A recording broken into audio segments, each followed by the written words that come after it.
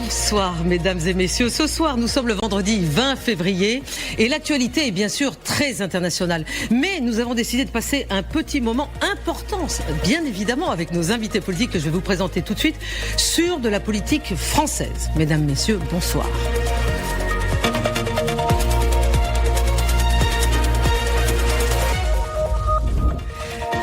Ce soir, je suis contente de recevoir Sylvie Pierre Brossolette. Sylvie, bonsoir, vous êtes éditorialiste politique au Point. Bonsoir. Laurence Seyet, bonsoir. Laurence, bonsoir. Vous êtes ancienne députée européenne LR, éditorialiste politique. Merci d'être avec nous ce soir.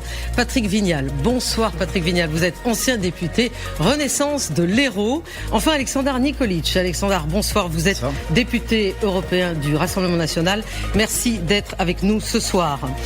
Dans l'affaire de la mort de Quentin Derenque, l'enquête policière, on le sait, a franchi une étape décisive. Hier soir et ce matin, bien sûr, 6 individus, je le rappelle, ont été mis en examen pour homicide volontaire et un 7e pour complicité.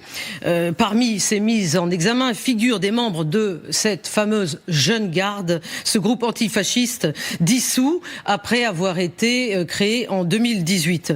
Et ce qui est intéressant, c'est que l'affaire a pris un tour international avec des répercussions, des réactions à l'international, puisque Giorgia Meloni en Italie a été la première sur X à réagir en affirmant ceci: le meurtre du jeune Quentin Derenque en France est un événement qui nous choque et nous attriste profondément. D'ailleurs, Emmanuel Macron a réagi tout de suite. Mais ce qui est encore plus intéressant, c'est l'ambassade américaine en France qui, sur X également, publie ceci: l'extrémisme violent de gauche est en hausse et son rôle dans la mort de Quentin Derenque démontre la menace qu'il représente pour la sécurité publique. Sylvie Pierre Brossolette, vous me disiez tout à l'heure que pour vous, il y avait un bouleversement avec cette affaire Quentin Derenque. Qu'est-ce qui est bouleversé dans les affaires politiques françaises ? Il y aura un avant et un après. Pourquoi ? On en était resté au Front républicain où tous les partis étaient unis aux élections contre le Rassemblement national. Et là, à la faveur de ce meurtre horrible, ça s'est retourné et ça devient un front anti-LFI. Et donc, on a entendu Jordan Bardella appeler tous ses collègues politiques à se coaliser contre un ennemi commun prioritaire et le plus dangereux, LFI. Et pour la première fois dans la vie politique française, il y a cette inversion où on entend M. Bardella dire la même chose que M. Hollande et que M. Darmanin. C'est-à-dire que l'ennemi public numéro 1 est devenu l'affreux Jojo Jean-Luc Mélenchon et le parti dédiabolisé et de plus en plus accepté au point qu'une union des droites est de plus en plus citée, avance. Donc il y a un basculement, il y a un avant, un après. C'était déjà en germe, mais disons que ce meurtre a précipité les choses. Et justement, Alexandar Nikolic, par rapport à ce tweet de l'ambassade américaine en France, est-ce que ça vous étonne ? Est-ce que ça vous satisfait ? Parce qu'effectivement, dire cela, l'extrémisme violent de gauche est en hausse et son rôle démontre la menace qu'il représente pour la sécurité publique, je pense que vous êtes en accord avec cela. Mais ils l'ont vécu avec le meurtre de Charlie Kirk dans une université. Ce qui est, vous pensez que c'est pour ça peut-être qu'ils se permettent de le dire ? Parce que c'est quand même étonnant qu'une ambassade étrangère dise ce genre de propos. Ça arrive pas tous les jours qu'il y ait un meurtre politique. Je rappelle qu'ils sont mis en examen, les accusés pour homicide volontaire. Rappelé, Alexandre. Donc, non, bien sûr, mais donc ça montre une intentionnalité probable. Et quand on met des coups de pied dans la tête à un homme au sol à ce point-là, on peut penser qu'effectivement il y avait cette intention-là. Et effectivement, ça choque, je pense, beaucoup de pays. Alors ils disent tous pour le moment qu'ils avaient évidemment pas l'intention de tuer. Bien sûr, mais ça choque beaucoup de pays. Mais je pense que c'était, encore une fois, avant de parler des questions électorales, si on revient juste sur ce fait quand même très grave, un meurtre politique, on avait connu ça dans les années 80 avec Action Directe, l'Italie, vous avez montré les manifestations en Italie, ils ont connu ça avec les Brigades Rouges, mais ça faisait très longtemps qu'un meurtre politique n'était pas intervenu de la sorte contre un opposant politique. C'était sous-jacent depuis un moment. C'est pas un accident fortuit, si je peux me permettre. Et quand on parle, parce que là, c'est pas un accident fortuit. Non, c'est pas un accident fortuit parce que c'est, quand je dis que c'est sous-jacent. C'est-à-dire Je vais. Aujourd'hui, tous nos meetings. Moi, je l'ai vécu quand je suis allé, par exemple, faire un meeting en Bretagne où vous aviez des antifas qui perturbaient, qui bousculaient même des personnes âgées. Vous avez un Parisien, un militant. Il y a de la violence du côté extrême droite également. Hein. Non, mais attendez, il y a pas. C'est pas une exclusivité de l'extrême gauche. Tous les mouvements violents en politique, je pense qu'on devrait tous être d'accord sur ça. On devrait tous prendre du recul et dire il ne doit pas y avoir de violence en politique. Mais excusez-moi de rappeler que il y a eu de multiples faits récemment, et je suis désolé, on a eu des militants qui ont fait, par exemple Pierre Le Camus à Bordeaux, il prenait un verre en terrasse, il s'est fait massacrer par 20 antifas. Vous avez à Rennes un jeune qui allait à l'université Éloane Racineux. Je comptais y venir tout à l'heure après la publicité, mais il y a eu aussi des violences de la part d'extrême droite. On y reviendra dans le détail. Sauf que nous, on n'élit pas, si vous permettez, des gens issus de ces groupuscules. On ne les embauche pas à l'Assemblée nationale et on ne met pas le logo de ces groupuscules sur les bulletins de vote comme le NFP l'a fait. On fait en sorte qu'ils soient dehors et on est pour condamner justement le tout à l'heure après la publicité. Je donne la parole à Laurence Saillant. Ce qui me consterne, et je pense que c'est ça qui est très grave, c'est que pendant des mois, on n'a rien dit. Il y avait une forme d'omerta. Nous avions, et nous avons encore à l'Assemblée nationale, un député que l'on savait fiché S, que l'on savait fondateur de la Jeune Garde, qui avait des collaborateurs. N'allez pas me dire que personne ne savait qui il avait comme collaborateur. Et le profil de ses collaborateurs, dont un sous pseudo. Et on a laissé comme ça les choses, comme si tout était cette gauche morale où tout est normal. Vous vous rendez compte quand même que le PS dit, notamment M. Grégoire, qu'ils ne savaient pas ce que c'était la Jeune Garde, alors qu'ils ont signé des communiqués communs, notamment pendant la loi immigration. Vous allez tous vous renvoyer la balle. Non, mais moi j'aimerais qu'on soit un petit peu au-dessus de ça. D'accord, mais ce qui est scandaleux, c'est qu'on accepte ça. Mais personne n'accepte, Laurence Saillant. Jusqu'à présent, jusqu'à ce drame, tout le monde laissait couler cette histoire de la Jeune Garde avait été dissoute.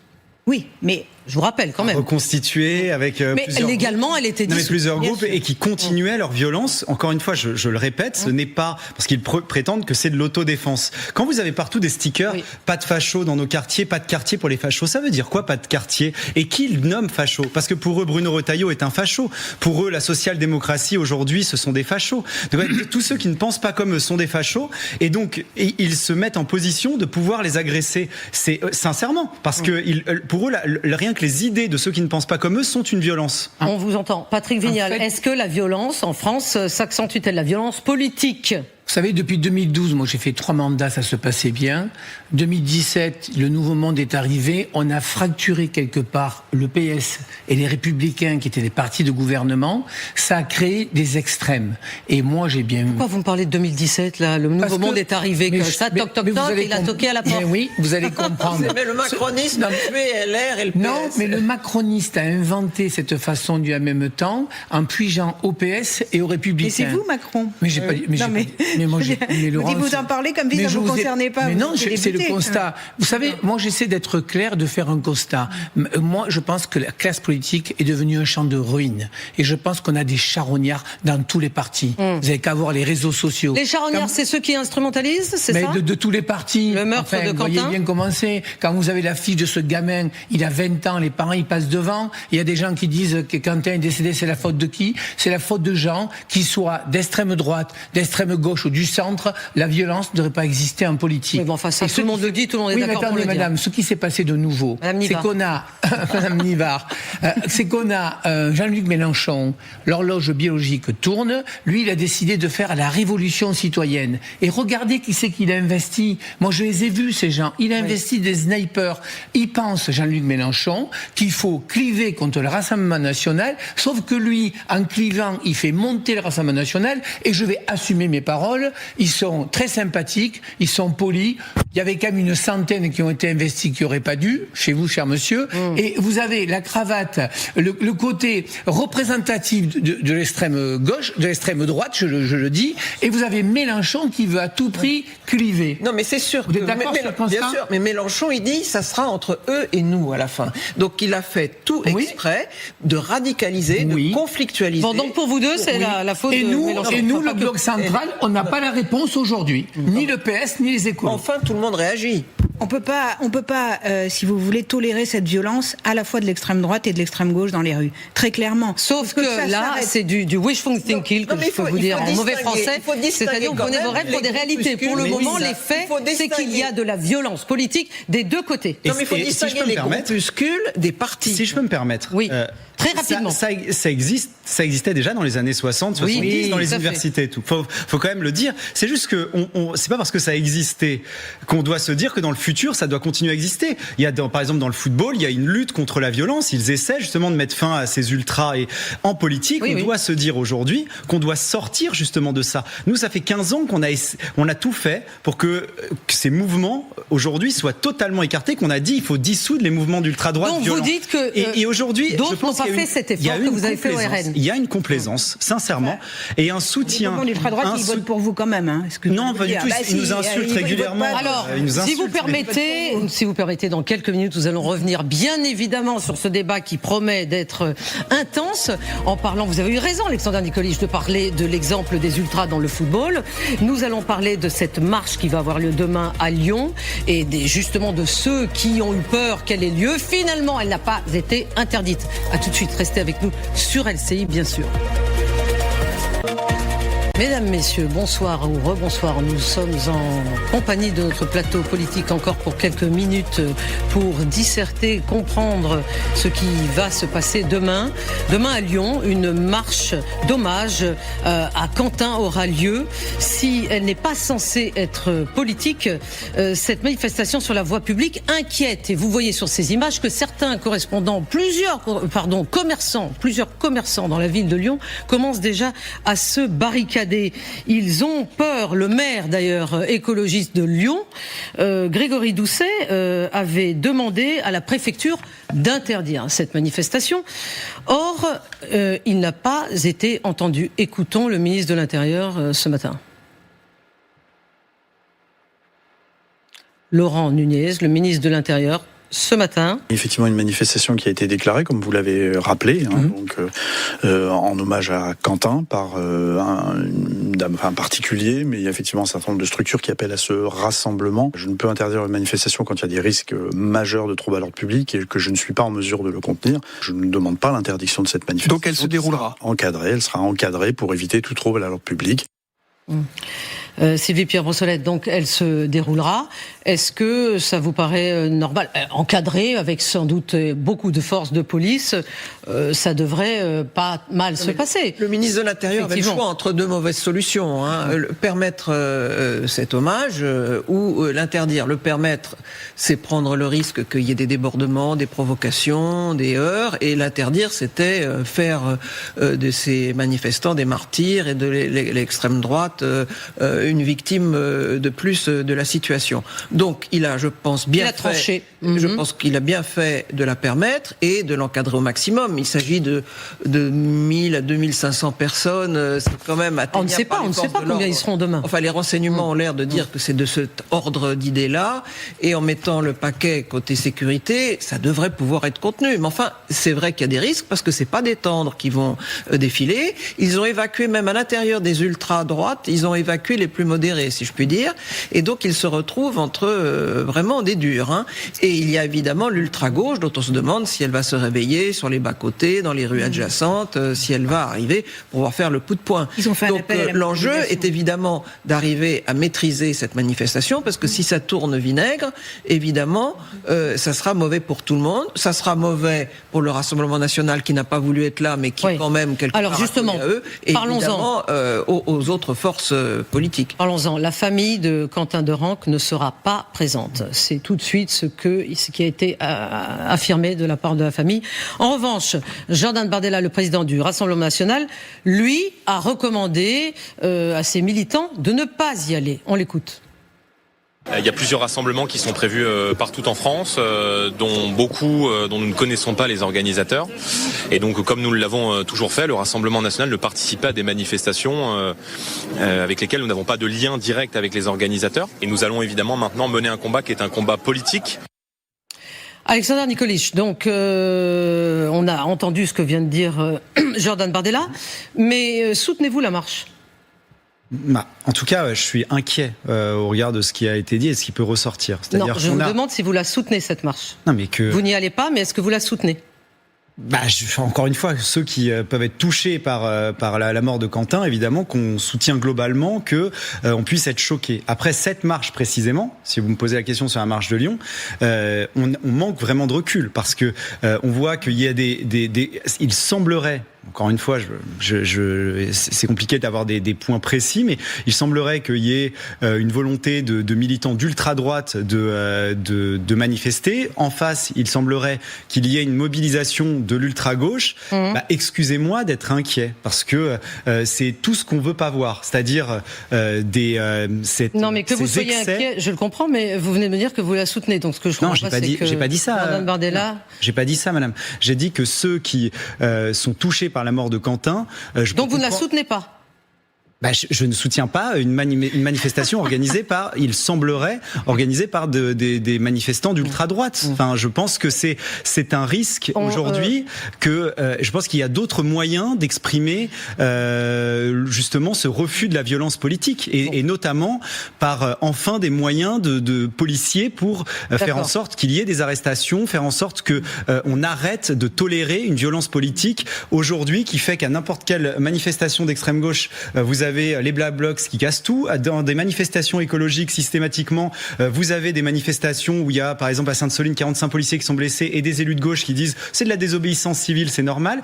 Quand il y a des agressions régulièrement sur des manifestations où juste des gens, des militants parfois qui, je le disais, vont juste boire un café et se font frapper avec la gauche qui tolère. La réalité, c'est que ce qui est compliqué pour vous, c'est que vous avez peur qu'il y ait dans ces ultra-droites qui, pour partie quand même, et grande partie, votent pour alors RN. Non, c'est faux, ils votent pas à gauche.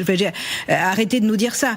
Ils n'ont rien à voir avec nous. Ils n'ont rien à voir avec nous sur le fond. Le candidat socialiste à la mairie de Lyon sera avec les manifestants demain. Il sera avec eux et vous le soutenez. Ce qui vous gêne, c'est que ces personnes-là, le candidat socialiste à la mairie de Lyon, puissent être associées à votre image. Parce que malgré tout, là, on parle d'un meurtre qui a été fait par l'ultra-gauche. Et d'ailleurs, demain, ils vont être là. Donc, je ne veux pas tout mélanger.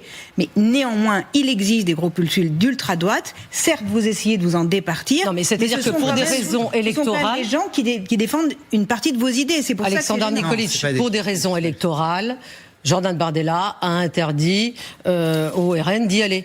C'est pas pour des questions électorales. C'est parce que on considère que le meilleur moyen de lutter contre la violence politique, ce n'est pas en allant manifester avec à la fois des groupes d'ultra-droite d'un côté et des groupes d'ultra-gauche de l'autre côté qui amènent un risque de violence. Parce que ce sont des groupes qui ont la violence comme expression politique. Et nous, on est très clair, on dit qu'il faut dissoudre tous les groupes violents, qu'ils soient à l'ultra-droite ou à l'extrême gauche. Et je vous pense venez me dire tout à l'heure que dissoudre, ça ne servait à rien puisqu'ils peuvent être constitués. J'ai parlé de la jeune garde, mais je pense qu'il faut qu'il y ait un vrai suivi, c'est-à-dire qu'il y ait à la fois une dissolution et qu'on regarde ensuite ce qui est fait sur la reconstitution de ces groupes-là. Mais excusez-moi de dire qu'il y a d'abord un service de la justice, la justice qui doit intervenir, mais aussi un camp qui doit à un moment se départir de ces groupes-là, parce que on ne peut pas. Tout à l'heure, Madame Saillet, Madame Saillet a parlé de Raphaël Arnaud. Il faut juste rappeler quand même que non seulement il était fiché S, on peut dire fiché S. Raphaël Arnaud, député LFI du Vaucluse. Il a été condamné, Raphaël Arnaud. Il a été condamné pour des violences en réunion. Pourquoi ? Parce qu'il a pris un jeune de 18 ans avec d'autres, ils l'ont plaqué contre un mur, ils l'ont violenté en disant qu'il était d'extrême droite, il supposait qu'il était d'extrême droite, il ne l'était pas. Dans ceux qui ont été arrêtés là, vous avez vu qu'il y en a un qui avait déjà été épinglé pour des violences aggravées en raison de l'ethnie ou de la religion, parce qu'ils s'en sont pris à un juif. Ils s'en sont pris à un juif en le traitant de sale sioniste et en l'obligeant à créer Vive Palestine. Ces groupes-là, comme la jeune garde, donc où il y a ce type de militants qui s'attaquent à des gens qui ne sont absolument pas belliqueux, eh bien la gauche les prend, je le disais, les fait élire, les embauche et ensuite les défend. Et donc, il y a un moment, il va falloir que la gauche se départise de ça et condamne réellement les violences, parce que Monsieur Patrick Vignal. Le débat, il n'est pas là.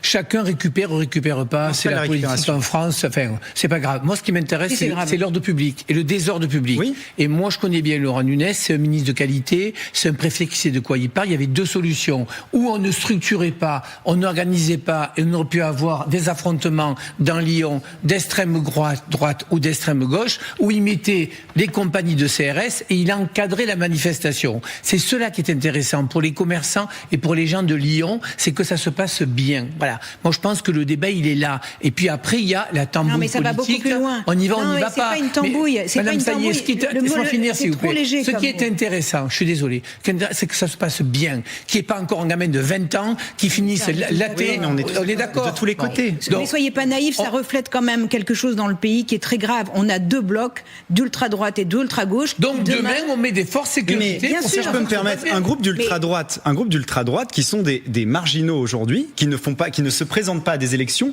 qui ne sont soutenus par aucune formation qui se présente. Et de l'autre côté, et c'est ça qui est grave, des formations politiques qui se présentent à des élections, et je le disais même, les élus PS, les candidats PS avaient le logo de la Jeune Garde sur leur bulletin de vote. Ça doit nous interpeller. Vous fassiez l'effort de les écarter, d'accord. Alexandre Vous ne pouvez pas nier que vous avez quand même dans vos fans des gens qui sont dans ces mouvements. Alexandre Nikolic, est-ce que vous reconnaissez que l'extrême droite est également capable de ce genre d'assassinat ? Parce que je vais vous donner un exemple. Voilà. Un exemple qui date de mars 2022. Federico Aramburu, ça vous dit quelque chose ? Oui, bien sûr. Un ancien international de rugby, exactement, un grand joueur de rugby de haut niveau qui a été assassiné par 2 militants d'extrême droite à Paris, en pleine rue, un matin très tôt. Ces 2 militants, 2 tireurs, Loïc Lepriol et Romain Bourrier, sont issus tous les deux du GUD. Le GUD, qui est ce syndicat étudiant d'extrême droite que tout le monde connaît pour sa violence. Donc effectivement, la violence, vous êtes bien d'accord, n'est pas exclusivement à l'extrême gauche. Oui, mais sauf que moi je dis qu'il faut éradiquer ce type de groupe, pas seulement pour leur violence. Mais tout le monde le dit. Pas seulement. Non. Tout le monde dit qu'il faut éradiquer la violence. Non. Ah bon ? Ce type de groupe.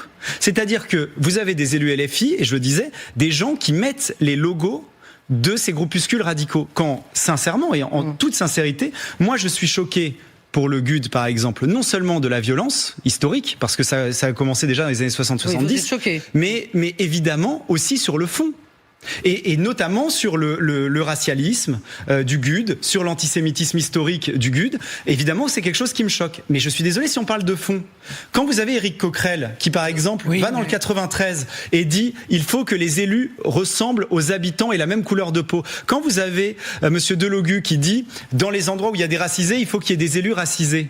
Eh bien, moi, ça me choque profondément, ça s'appelle du racialisme et du racisme. Vous parlez d'autre chose. Non, je ne vous parle pas de ça. Non, c'est le fond. Non, si vous me permettez.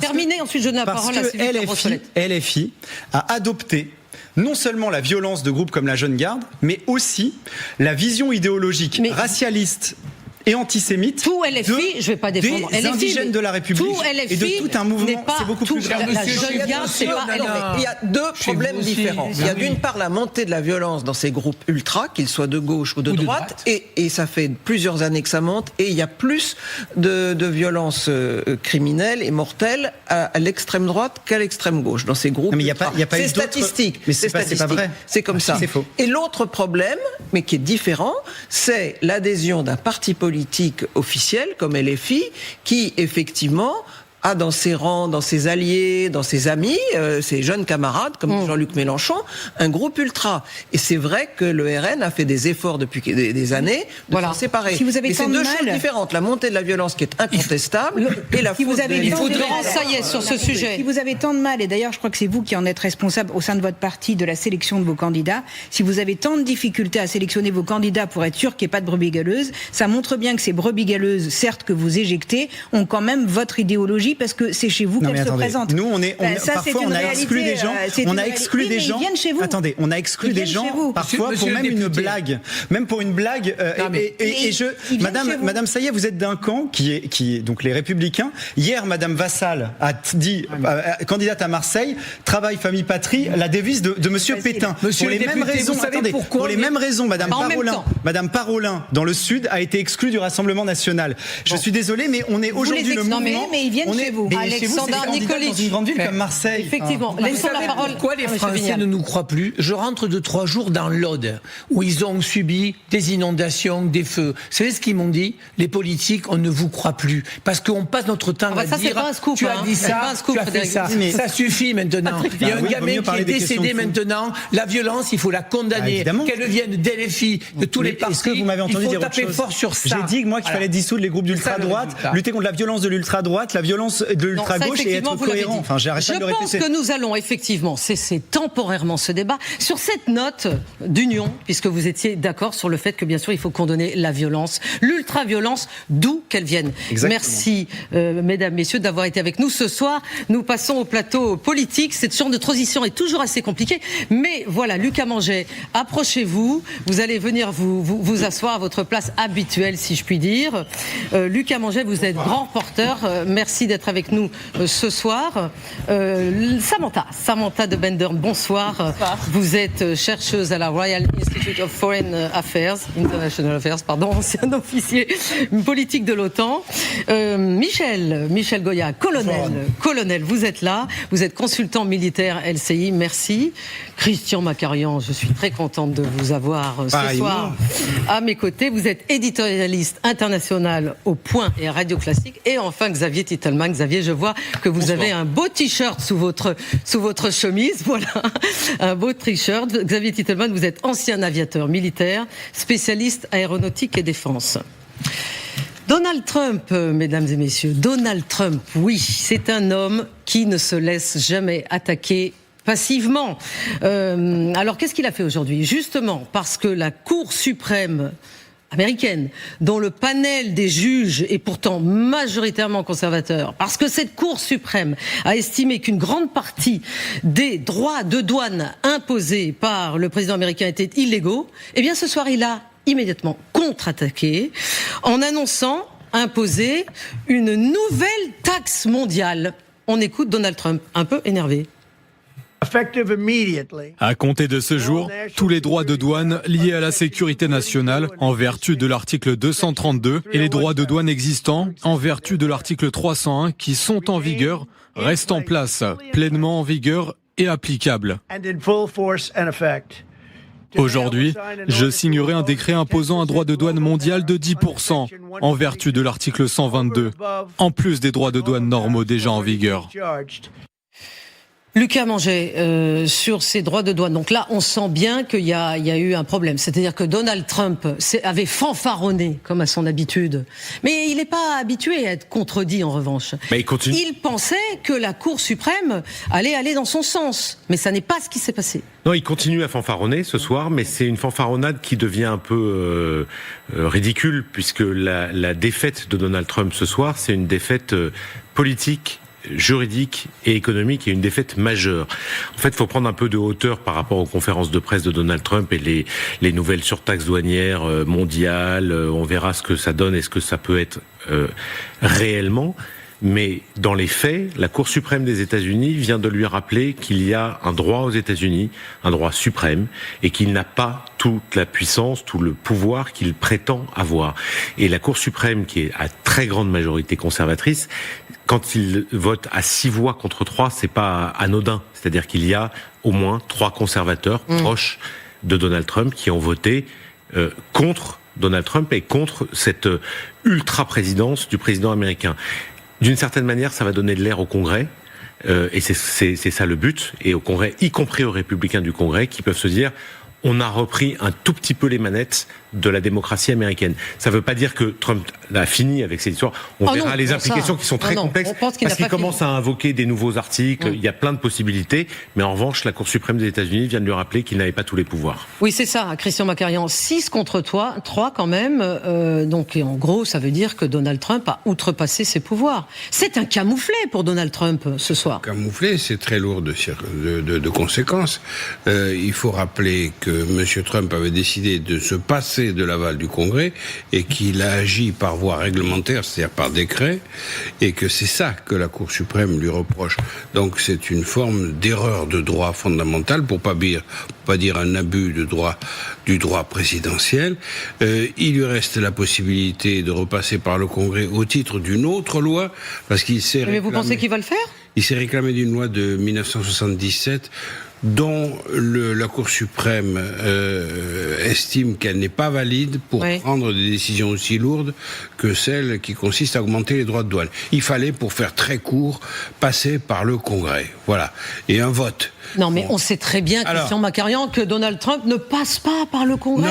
Tant qu'il peut s'en passer. Il déteste la loi. Mais c'est un moyen. Je vous donne la parole tout de suite, Samantha. C'est un moyen de rappeler qu'une institution, la Cour suprême, sur laquelle M. Trump ne s'est pas privé d'agir en matière de nomination pour l'orienter dans sa direction à lui, il n'a pas abouti parce qu'il y a un moment où même des affidés, même des séides finissent quand même par lire le droit. Mais c'est très rassurant, ça. Ils sont chargés. Oui, c'est pour ça que la conséquence est très lourde pour là, Trump ce soir. Parce que, donc, il a invoqué cette section 122 de cette loi de 1970 qui lui permet d'émettre 10% de tarif sur le monde entier, mais que pendant 150 jours. Et après, ça doit passer par le Congrès. Le problème, c'est que dans 150 jours, on sera à la veille des midterms. Donc là, il rentre dans un territoire relativement compliqué pour lui.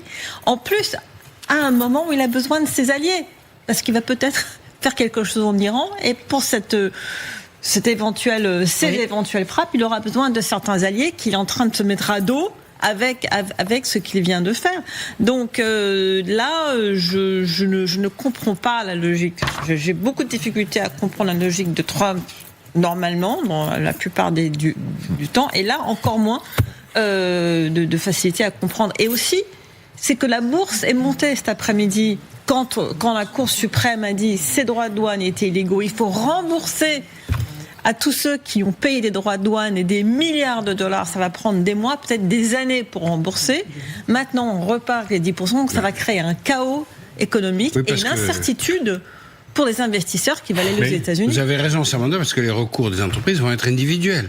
C'est chaque entreprise lésée va aller en justice. Donc il y en a pour des années. Et d'une certaine manière, la bourse a donné raison à toutes ces associations d'entrepreneurs américains qui se plaignaient de ces droits de douane. Et donc le fait que la bourse ait atteint des... Oui, mais elle va rebaisser maintenant. Oui, elle va rebaisser. Mais comme Trump ne regarde que la bourse, enfin pas que, mais c'est ce qui l'intéresse le plus, c'est la preuve du camouflet que lui impose la Cour suprême.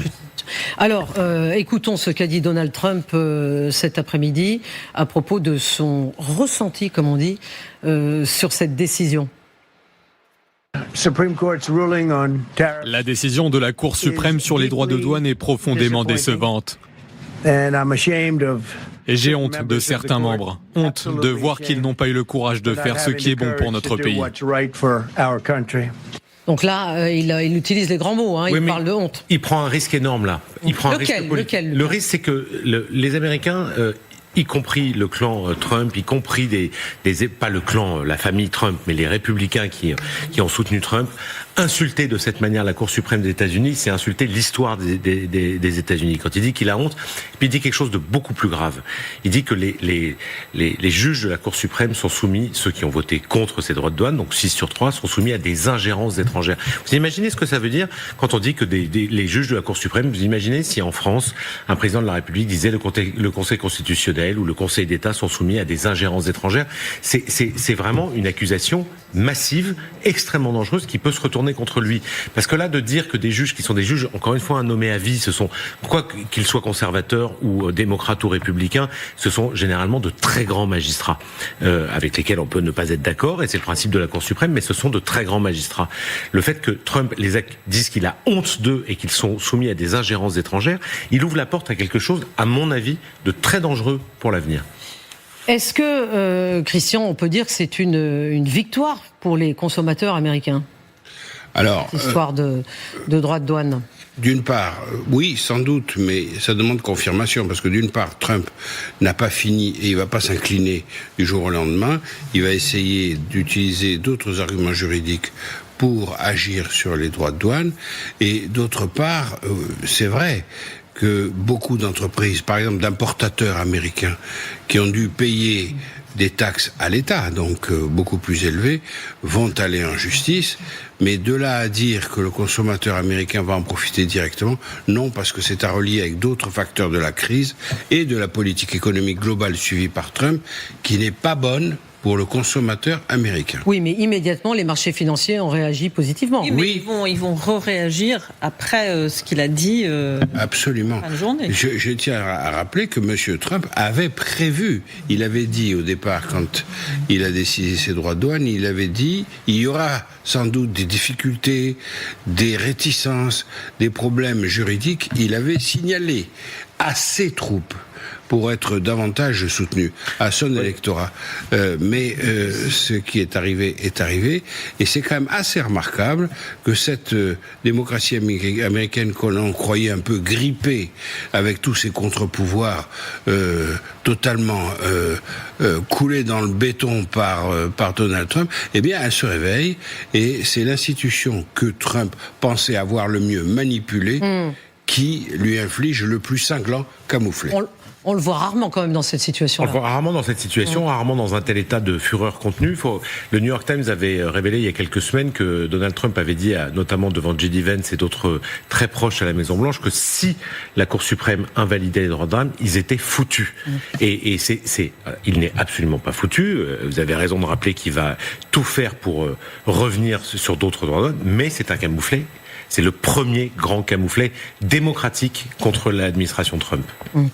Donc nous sommes en ligne avec un avocat qui va nous aider à comprendre de quoi il s'agit exactement. Olivier Dorgan est justement avocat et spécialiste des sanctions économiques internationales. Bonsoir maître. La Cour suprême, vous allez nous aider à comprendre, américaine, a jugé que ces droits de douane étaient illégaux, mais Donald Trump a affirmé qu'il allait mettre en place un nouveau droit de douane mondial de 10%. Donc, d'abord, peut-on le croire ? Et est-ce que ça s'ajoute aux droits de douane déjà en vigueur ? En fait, la Cour suprême a jugé illégal le fondement précédent du IEPA. Et pour remplacer ce fondement, Donald Trump veut s'abriter derrière la section 122 d'une loi de 1974. Le problème, c'est que cette loi ne permet de faire ça que pour une période de 150 jours et le cantonne à des droits de douane maximum de 15%. Et c'est d'ailleurs pour cette raison que l'administration Trump a annoncé que le droit de douane plancher initialement proposé serait un droit de douane de 10% à l'ensemble des pays qui étaient jusqu'alors visés par les droits de douane de... Non mais Olivier Dorgan, pardon, je n'ai pas compris. Je suis obligée de vous le dire. J'aimerais comprendre pourquoi Donald Trump se défend, si je peux dire, de ce camouflet qui lui a été infligé par la Cour suprême en annonçant ces nouveaux droits de douane de 10%. Pour vous, pourquoi il fait ça ? Et essayez de nous l'expliquer. C'est-à-dire, parce que sinon c'est l'illustration que toute sa politique commerciale est un échec ou pas ? Il le fait parce qu'il croit que les droits de douane sont une solution pour rééquilibrer les finances publiques américaines. Il le fait parce que ça a été sa politique lors de son premier mandat. Ça continue d'être sa politique pour ce second mandat, qu'il ne peut plus le faire sur le fondement qu'il avait jusqu'alors évoqué. Et donc, il cherche une parade pour pouvoir continuer à imposer des droits de douane, et cette fois-ci de 10% à l'ensemble des pays qui étaient jusqu'alors soumis à d'autres droits de douane. D'accord, je comprends. Il cherche une parade. Parce que sinon, quelles sont les autres alternatives possibles pour remplacer justement ce que la Cour suprême a rejeté ? Les alternatives possibles sont relativement limitées parce que Donald Trump avait choisi un texte qui lui donnait des pouvoirs quasiment illimités en matière de droits de douane. La Cour suprême vient de lui rappeler qu'il ne peut pas faire ça. Et donc, de fait, il a maintenant une marge de manœuvre qui est quasiment inexistante, d'où ce texte de 1974 que l'administration est allée sortir de derrière les fagots, si vous me permettez l'expression, pour pouvoir permettre à Donald Trump de sauver la face. Mais en fait, le but de Donald Trump, Olivier Dorgan, c'est quoi son but ? C'est d'encaisser le plus d'argent possible pour être les plus forts, pour que les États-Unis soient les plus forts. C'est toujours le but de Donald Trump. Le but de Donald Trump, c'est de réduire la balance commerciale avec les pays. Il le fait d'une manière assez primaire, en oubliant que la balance commerciale en matière de services, elle est souvent déficitaire au bénéfice des États-Unis.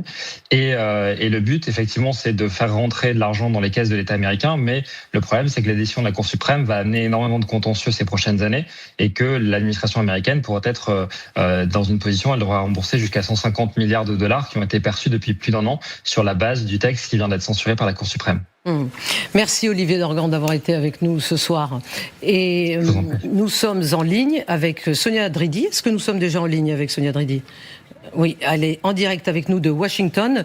Merci Sonia d'être avec nous. Justement, est-ce que vous avez compris cette décision de la Cour suprême des États-Unis ? Est-ce que ça a été une surprise ? Pourquoi est-ce que cette Cour suprême n'a pas été dans le sens de Donald Trump ? Qu'est-ce qui s'est passé ? Oui, alors Donald Trump lui-même l'a dit, il a été surpris par cette décision. On l'a vu tout à l'heure arriver très remonté dans cette salle de presse de la Maison-Blanche. Il a dit que c'était une décision honteuse. Il s'en est pris à certains juges. Il a dit qu'il avait honte de certains juges. Et il avouait avoir été surpris parce que c'est vrai que depuis le début de son second mandat, les contre-pouvoirs sont très affaiblis. Et il a certains juges qu'il a lui-même nommés ont voté pour finalement remettre en cause ses droits de douane. Donc, on sent qu'il a été très vexé par cette décision, mais les juges donc 6 juges qui ont voté pour faire ce revers des surtaxes douanières, ont dit que notamment, c'était au Congrès d'approuver de telles mesures. Donc, Donald Trump, lui, ne se laisse pas abattre. Il a voulu contre-attaquer en disant qu'il allait imposer donc de nouvelles taxes, de nouvelles droits de douane, de nouveaux droits de douane de 10%. Des droits de douane mondiaux, mais beaucoup ici disent déjà que cela va causer beaucoup de confusion administrative. Il y a beaucoup d'incompréhension par rapport au mécanisme qu'il veut utiliser pour imposer ces nouveaux droits de douane. Donc on sent qu'il cherche un petit peu à finalement remonter la pente, parce que pour lui, c'est un immense revers. Ces droits de douane sont vraiment le pilier de sa politique économique, et puis c'est aussi un revers diplomatique, parce que il comptait jusqu'à présent beaucoup sur ces droits de douane pour faire pression sur le reste du monde en matière diplomatique. Merci Sonia Dridi, merci pour vos explications toujours très claires. Les droits de douane, c'est comme une espèce de baguette magique qui finalement n'a pas marché, si j'ai bien compris, Christian Macarian. Mais alors écoutons d'autres propos de Donald Trump, assez imagés ce soir, qui évoque les autres pays que ça arrange. Écoutons-le et vous allez voir, ça va être plus clair. Les pays étrangers qui ont profité de nous pendant des années sont extrêmement heureux. Tellement heureux qu'ils dansent dans les rues. Mais ils ne vont pas danser longtemps, je peux vous l'assurer. Alors pardon, mais qui sont les pays qui dansent dans les rues ? Qu'est-ce que c'est que cette histoire ? Il n'y a pas de pays qui dansent dans les rues, mais il y a des pays qui sont clairement visés, il ne les a pas énoncés. Je pense à un pays en particulier qui s'appelle la France, qui a été menacé, alors de façon verbale, parlez-nous un peu de la France. Une surtaxe de 200%, notamment sur les alcools, à cause de la position française sur le Groenland. Oui. Bon, et il y a eu 8 pays au total, il n'y avait pas seulement la France. D'autres pays également ont fait l'objet de la promesse de futures punitions douanières. Alors ce qui est intéressant, c'est que Trump utilise, pas seulement pour renflouer le trésor public américain, les droits de douane, il les utilise aussi comme une nouvelle sanction économique contre les pays qui ne vont pas dans le sens qui lui convient. Oui. La punition, quoi. Voilà, c'est le droit de douane punition, c'est pas le droit de douane renflouement seulement, renflouement des finances publiques américaines, c'est le droit de douane punition. Et à ce titre-là, la décision de la Cour suprême coupe les pieds... L'herbe sous le pied de Donald Trump. Coupe l'herbe sous le pied de Donald Trump. Qui pensait avoir trouvé ça et avoir été très habile. En matière de politique internationale. Donc ça n'a pas seulement un impact fiscal, un impact législatif, un impact légal, un impact sur l'équilibre des pouvoirs entre le président et le Congrès. Ça a aussi un impact international sur la façon dont Donald Trump entendait punir ou récompenser d'ailleurs certains pays. Donc, vous savez que les droits de douane sont très différenciés. Quand il les a présentés au mois d'avril de l'an dernier, il y avait un tableau avec des chiffres que personne n'a compris. le Vietnam qui avait un taux absolument prohibitif colossal, et puis d'autres pays. La Russie à 0. Oui, vous avez raison, Xavier Titelman l'a souligné. La Russie, c'était 0. Voilà. Vous n'avez pas de droit de douane. Voilà, mais il y a des pays qui étaient absolument massacrés. Donc tout cela, maintenant, si c'est confirmé, se retrouve par terre. Samantha ? Non, ce que l'on voit là, en fait, c'est que Trump, comme Christian l'a dit, utilise les droits de douane comme on utiliserait des sanctions. Pour lui, c'est une façon aussi de s'imposer sur la scène internationale. Il y a des porte-avions et puis il y a des droits de douane selon ses humeurs. Mais ce qui est intéressant, non seulement il n'y a pas eu de droits de douane sur la Russie, il a menacé sans cesse des droits de douane sur la Chine. Il y a eu des allers-retours incroyables jusqu'à ce que les agriculteurs américains se fâchent parce qu'ils exportent beaucoup de soja, je crois, en Chine, c'est ça ? Oui, coton. Voilà, et ça aurait été une catastrophe pour eux. Trump doit faire attention parce qu'il est en train de perdre le soutien d'une grande part de sa base MAGA. Il est en train de perdre le soutien de ceux qui voulaient un président non interventionniste à l'international. Sa politique de l'IA est en train de faire très peur à une base MAGA qui a peur de perdre son travail. Les agriculteurs sont remontés contre lui. Donc voilà, là, il joue avec les tarifs et avec le feu en même temps. Oui, Lucas Manger. Très rapidement, juste rappeler qu'au-delà de tout ce qu'on vient d'énoncer, la Cour suprême vient de rappeler que l'immense pouvoir du Congrès des États-Unis est donc d'une certaine manière de renvoyer aux élections de midterm de novembre prochain. Et ça, au-delà de toutes les rodomontades de Donald Trump, c'est l'immense pouvoir de la Cour suprême qui dit attention, il y a un Congrès dans ce pays. Alors l'autre thème très important pour Donald Trump, c'est bien sûr la politique internationale, la possibilité de frappe en Iran, puisque dans ce domaine, tout le monde est suspendu à sa décision. Et aujourd'hui, à une question d'un journaliste qui lui demandait à la Maison-Blanche ce qu'il comptait faire, évidemment, il n'a pas prédit à l'avance ce qu'il allait faire, mais il a répondu très laconiquement et ça donne quelques pistes de toute façon. Monsieur le Président, envisagez-vous une frappe limitée pour mettre l'Iran sous pression ? Tout ce que je peux dire, c'est que je l'envisage. Xavier Titelman, donc le président Trump envisage des frappes en Iran. Mais en fait, c'est même pas ça qui me choque le plus, c'est la réaction de la salle. Qui rit ? Comme si c'était drôle.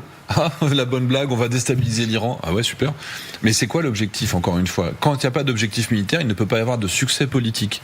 Si le seul but de bombarder l'Iran, c'est d'essayer de le faire atteindre un objectif derrière, ok, très bien. Si c'est pour leur faire aboutir à des choses que les Iraniens ont déjà dit qu'ils n'accepteraient pas, abandonner leur supplétif, les outils, etc., abandonner le missile balistique, abandonner l'enrichissement nucléaire, on sait très bien qu'on ne l'obtiendra pas de cette manière. Donc, de toute façon, l'éventualité doit se faire massive. Soit on fait rien, soit on le fait vraiment. Mais la demi-mesure pour espérer qu'il bouge diplomatiquement, ça sera forcément mené à un échec. Michel Goya, là on est dans l'expectative bien évidemment, mais on peut dire quand même une chose avec certitude, c'est que la plus grande puissance de feu aérienne dans la région depuis la guerre en Irak est maintenant positionnée au Moyen-Orient. Et si Donald Trump, il peut maintenant, tout de suite, procéder à une frappe. Alors, d'abord, la puissance qui était déployée en 2003 était en réalité bien supérieure. Parce qu'il y avait à peu près autant d'avions, de bâtiments, tout ce que vous voulez, mais il y avait 4 divisions qui étaient au Koweït. Et c'est ça qui faisait peur. Vous voulez dire les divisions au sol ? Il y avait 2 divisions d'infanterie, il y a une division de Marines, il y avait une division blindée britannique. Et ça faisait peur. Ça, c'était le moyen de casser la gueule véritablement à l'Iran et d'avoir des résultats stratégiques. Là, il n'y a pas. On n'a même rien déployé. Donc, on est limité à des coups de marteau. Et on est dans une situation où dans ce genre de stratégie, c'est pas de stratégie d'échec. Il s'agira pas de tuer le roi, de tuer Khamenei ou son successeur ou quoi que ce soit et de disloquer le régime. Il s'agira de faire craquer le régime. Donc on est dans du poker. Et dans cette stratégie de poker, il y a un moment où on a déplacé les pions. Pour l'instant, il a accumulé beaucoup de jetons. Voilà, les cartes sont en main, beaucoup de jetons, et à un moment donné, ça n'a rien donné, ça n'a pas suffi. Il faut commencer la partie. Et là, en gros, il y a effectivement 2 hypothèses. Soit on fait du progressif, c'est-à-dire qu'on commence par des frappes, tout en continuant à négocier, en disant si ça donne rien, on va augmenter les doses, etc. Soit on fait tapis, et c'est-à-dire là on y va franchement, et on essaie d'avoir des résultats décisifs le plus vite possible. Bon. Le problème, c'est que les 2 stratégies sont malgré tout très aléatoire. Vous allez trop vite. Essayons d'abord de comprendre quelles sont les forces en présence.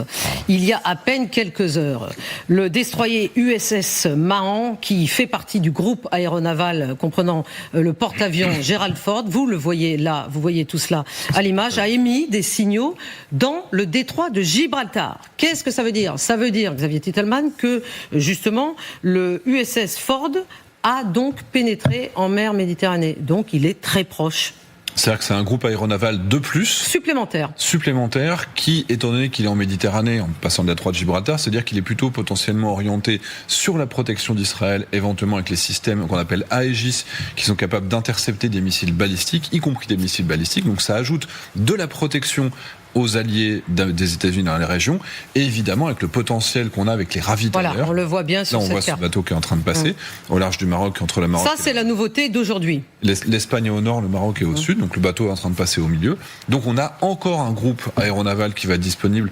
Ils font 1000 km par jour, donc à peu près d'ici moins d'une semaine, c'est-à-dire qu'il y a aussi ce potentiel en plus de tout ce qui était déjà présent dans la zone. Comme si ça suffisait pas accessoirement. C'est ce que demandait l'État israélien, c'est ce que voulait Israël, d'avoir la protection supplémentaire d'un groupe aéronaval. On va aller en Israël tout à l'heure pour vérifier cela. C'est-à-dire, les Israéliens avaient mis un peu, on s'en souvient, le pied sur le frein au début, quand Donald Trump avait dit on y va tout de suite. Mais parce qu'Israël estimait que tout le monde n'était pas assez préparé. Oui, et si ce groupe aéronaval se dirige vers Tel Aviv, c'est pour protéger les installations israéliennes. Et justement, le pont aérien américain vers ses avions ravitailleurs, sa défense aérienne, ses chasseurs, il est établi là, Michel Goya, et il est permanent. Il est en train d'être établi.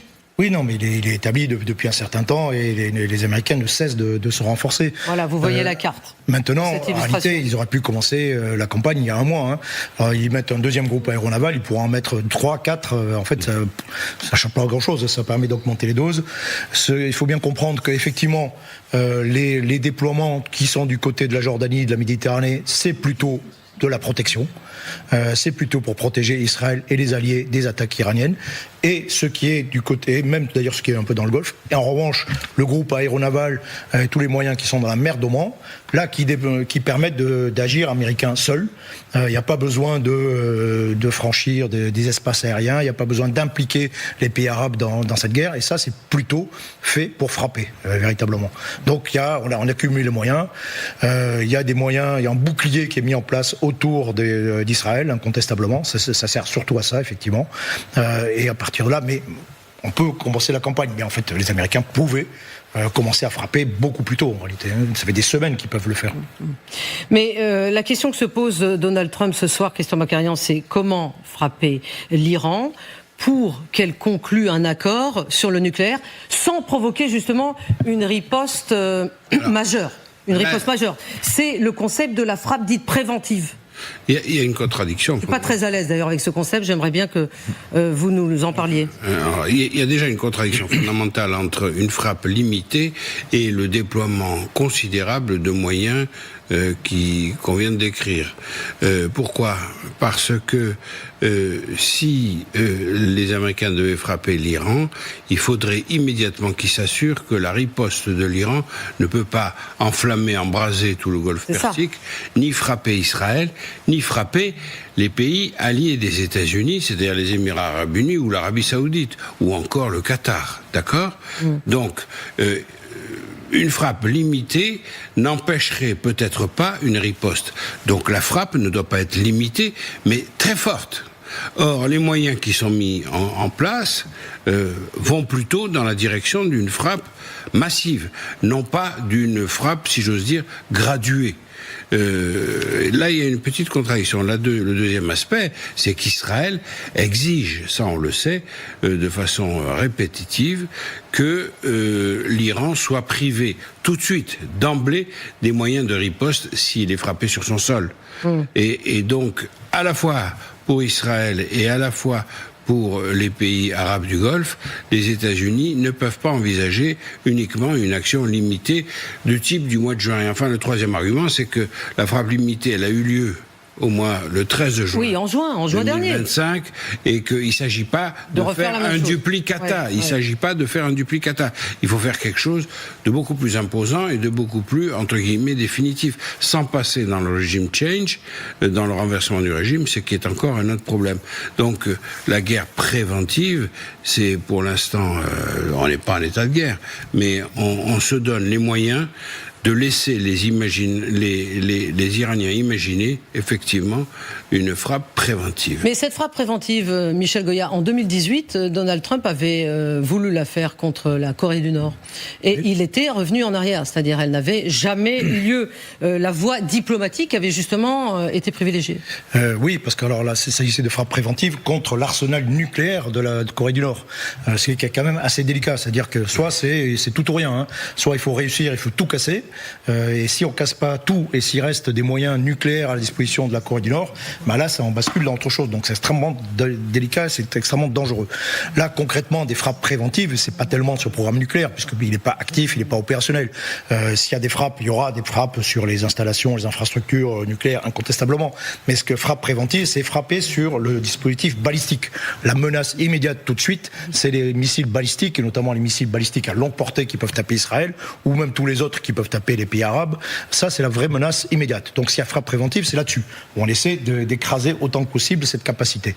Maintenant, je reviens, ça peut être aussi faire une frappe limitée, pour commencer, en ultime avertissement, d'une certaine façon, pour montrer qu'il est sérieux. C'est ça, en fait, il faut distinguer frappe préventive, frappe limitée. On n'est pas du tout dans le même... Alors, distinguons frappe préventive et frappe limitée. Alors, frappe préventive, elle serait beaucoup plus forte. Oui, pour le coup, oui. Puisqu'il s'agit d'essayer de détruire autant que possible l'arsenal, l'arsenal offensif, les moyens offensifs. Une frappe sanction, en fait. Et puis, alors est-ce qu'il pourrait y avoir aussi... Une frappe destruction. Il s'agit de désarmer. Il s'agit d'empêcher l'Iran de répliquer à quoi que ce soit et de... Ce qui n'a pas eu lieu en juin dernier, puisque l'Iran avait répliqué. Alors, pour celles et ceux qui nous rejoignent, vous voyez ces images des porte-avions en mer Méditerranée, porte-avions américains, mais surtout ce que nous voyons, c'est les dernières images qui viennent de nous arriver, voilà, sur cette carte, c'est-à-dire la position de l'USS Ford qui a bougé dans la Méditerranée, dans le détroit de Gibraltar, et qui s'avance vers le fond de la Méditerranée, c'est-à-dire véritablement vers Israël. Mais il reste un problème majeur très concret, qui est que, dans le cas de frappe à venir, que la Grande-Bretagne, Xavier Tettelman, n'a pas donné son accord. Attention, ça vous allez voir, c'est un peu compliqué, mais c'est important. Pour que les États-Unis utilisent l'île de Diego Garcia. L'île de Diego Garcia dans l'océan Indien, pour son attaque contre l'Iran. Pourquoi ? Parce qu'il y a des accords. Parce que c'est un territoire britannique. Voilà, c'est un territoire. Expliquez. C'est une base britannique sur cette île de Diego Garcia. Alors, l'île de Diego Garcia est revendiquée par l'île Maurice. Voilà. Mais c'est toujours un territoire britannique, c'est une base aérienne britannique qu'ils louent, qu'ils offrent, qu'ils permettent aux Américains d'utiliser, avec justement tout ce déploiement de force. On parle de bombardiers stratégiques, d'avions de récupération, des ravitailleurs, des avions radars. Est-ce que ce qui se trouve sur l'île de Diego Garcia, c'est effectivement l'équipement américain le plus important concernant de potentielles frappes ? Alors justement, c'est là qu'il y a les fameux plus gros avions qui sont les seuls qui peuvent taper sur les bunkers en grande profondeur. Lesquels ? Redonnez-nous leur nom. Il s'appelle le B2, avec une bombe qui fait jusqu'à 12-13 tonnes de charge et qui par son propre poids va être capable de rentrer en profondeur, s'enfoncer plusieurs dizaines de mètres, même dans du béton, puis ensuite détonner. Et ça, ils pourront pas le faire avec les avions de chasse, ces simples avions de chasse qui sont autour.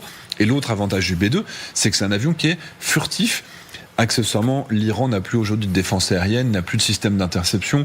Donc dans tous les cas, même en mettant moins de moyens qu'en juin dernier, les Américains et les Israéliens ont déjà plus de potentiel. C'est l'avion qu'on voit ici au milieu. Celui qui est tout à fait à gauche de l'écran qu'on voit en bas, c'est un B-52 qui a différentes générations. Et celui qui est tout à fait à droite, c'est le B-1B. Donc systématiquement, ils ont plusieurs dizaines de chacun de ces appareils qui seraient capables d'opérer, même des États-Unis. Les B-2 sont sur l'île de Diego Garcia. Oui. Potentiellement. Mais ceci dit, ils peuvent venir comme au mois de juin, ils peuvent venir des États-Unis. Du Nebraska. Ils ont une allonge considérable. Pour la petite histoire, Donald Trump avait imposé des droits de douane à Diego Garcia dans la liste. Ah oui, il a l'air d'en vouloir beaucoup à Diego Garcia. Il n'y a que les Américains à Diego Garcia pratiquement. Non, mais c'est-à-dire, ce qui est intéressant, c'est qu'effectivement, cette île, cette intervention américaine nécessiterait l'approbation préalable du gouvernement britannique. Oui, et pour que le gouvernement britannique donne son approbation, il faut que le Parlement l'autorise. Oui, alors tout ça, ça paraît très long, que le Parlement autorise. Alors, ce qu'il faut comprendre, c'est que Diego Garcia fait partie d'un archipel des îles de Chagos qui doivent être rendus à l'île Maurice avec un accord qui donnerait aux Américains la possibilité de sous-louer 99 ans. Diego Garcia. Si vous permettez, je vous redonne la parole, mais je vais donner des informations précises là-dessus. En 2025, le Premier ministre britannique Keir Starmer avait accepté justement de rendre la souveraineté de ces îles Chagos à Maurice, à l'île Maurice, qui vous voyez est un petit peu plus au sud. En échange, il avait obtenu le Premier ministre britannique, un bail de 99 ans pour garder le contrôle de Diego Garcia, où se trouve cette base militaire que Donald Trump veut utiliser potentiellement pour ses frappes. Et Keir Starmer, qu'est-ce qu'il veut ? Keir Starmer, il veut être en règle avec le droit international. C'est pour ça qu'il veut utiliser.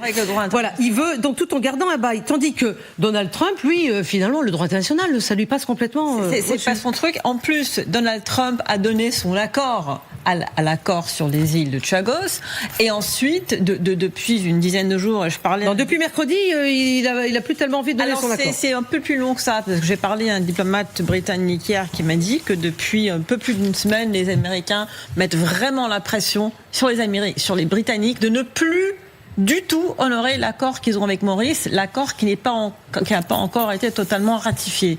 Et donc, c'est en train de créer un climat de tension extrêmement désagréable entre le Royaume-Uni et les États-Unis. Et le Royaume-Uni ne veut pas céder parce que le Royaume-Uni doit aussi donner son accord pour l'utilisation de certaines bases sur le territoire britannique s'il y aura une frappe en Iran. Et là, les Anglais, pour le moment, disent non. Je vais vous lire ce tweet de Donald Trump sur Truth Social à ce propos.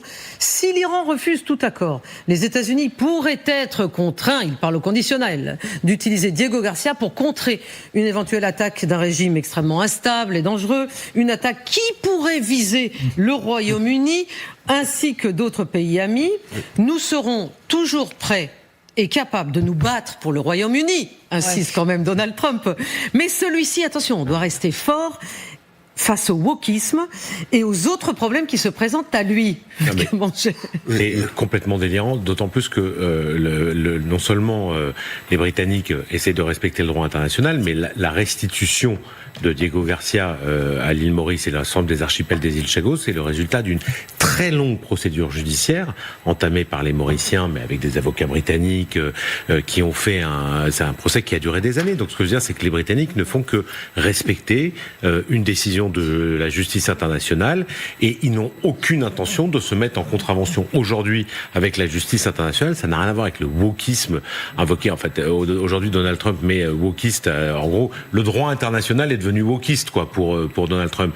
Il est probable, en plus, que les Britanniques finissent par donner leur accord. C'est-à-dire que le Parlement, s'il y a une raison justifiée et qu'il y a une menace iranienne réelle, les Britanniques, comme les Français, ont aidé les Américains et les Israéliens au mois de juin dans la fameuse guerre des 12 jours. Les Britanniques, non seulement ne s'y sont pas opposés, mais en plus ont aidé les Américains et les Israéliens à intercepter les missiles iraniens. Donc il n'y a pas de raison. C'est juste que l'agressivité de Donald Trump et le mélange complet de vocabulaire entre le droit international et des insultes sur le wokisme qui n'ont absolument rien à voir avec ça rendent les arguments de Donald Trump de plus en plus ridicules. Oui, Michel Goya, mais j'ai l'impression, en juin 2025, donc lors de des précédentes frappes, la Grande-Bretagne avait également refusé de participer à l'attaque américaine contre les installations nucléaires iraniennes. Oui, de toute façon tout le monde avait refusé. Il y avait il y avait les États-Unis et Israël. Participé à la défense. Oui, voilà, on avait participé à la défense effectivement du ciel. On avait participé à la défense des pays arabes aussi. Là, oui, les Américains sont obligés de faire un peu appel aussi, aux pays qui sont dans la région déjà, qui sont concernés par la guerre. D'où l'intérêt au passage d'un point de vue militaire d'avoir un porte-avions, d'avoir un groupe aéronaval, parce que là, on fait ce qu'on veut. On est dans les eaux internationales, on demande l'avis de personne. On n'a pas besoin de traverser le ciel jordanien, le ciel d'Arabie Saoudite, de demander des autorisations à qui que ce soit. Donc c'est une grande liberté d'action politique. Mais donc, est-ce que c'est embêtant si Donald Trump ne pourra pas utiliser la base de Diego Garcia ? Techniquement, non, mais en juin, ils ont frappé depuis les États-Unis, donc ils peuvent mener des raids, ils ont suffisamment de moyens de toute façon sur place pour faire à peu près ce qu'ils veulent en termes de campagne aérienne. Mais c'est gênant un peu pour la suite. Diego Garcia, vous avez vu son emplacement, c'est vraiment stratégique. C'est à partir de là, donc pour l'instant on est centré sur l'Iran, mais à partir de cette base, vous pouvez frapper dans tout l'océan Indien, dans toute la région. Donc stratégiquement, c'est extrêmement important. Pas tellement forcément pour la crise d'aujourd'hui, mais pour peser sur les événements futurs, éventuellement dans la région. Parce qu'on peut imaginer une situation dans laquelle les Britanniques ne donnent pas leur autorisation pour les premières frappes, mais si ensuite la riposte de l'Iran pourrait potentiellement menacer le Royaume-Uni, là, selon le droit britannique, pour se défendre, le Parlement pourrait plus facilement donner son accord à l'utilisation pour une suite de frappes selon la riposte iranienne. Nous sommes en ligne avec Sonia Dridi de Washington. Sonia, vous avez entendu tout à l'heure Donald Trump, alors qu'il parlait des droits de douane, qui effectivement est ses sujets de prédilection, il n'a pas pu s'empêcher d'évoquer l'Iran.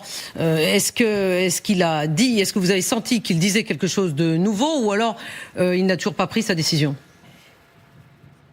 Alors, selon plusieurs sources proches de la Maison-Blanche, il n'a toujours pas pris sa décision, mais lorsqu'un journaliste lui a posé la question justement de savoir s'il avait un message pour le régime iranien, il a fait une petite pause, il a souri en disant qu'ils auraient plutôt intérêt à faire un accord. Et un peu plus tôt dans la journée, une journaliste lui a demandé s'il envisageait une frappe militaire limitée, comme l'ont écrit beaucoup de médias américains.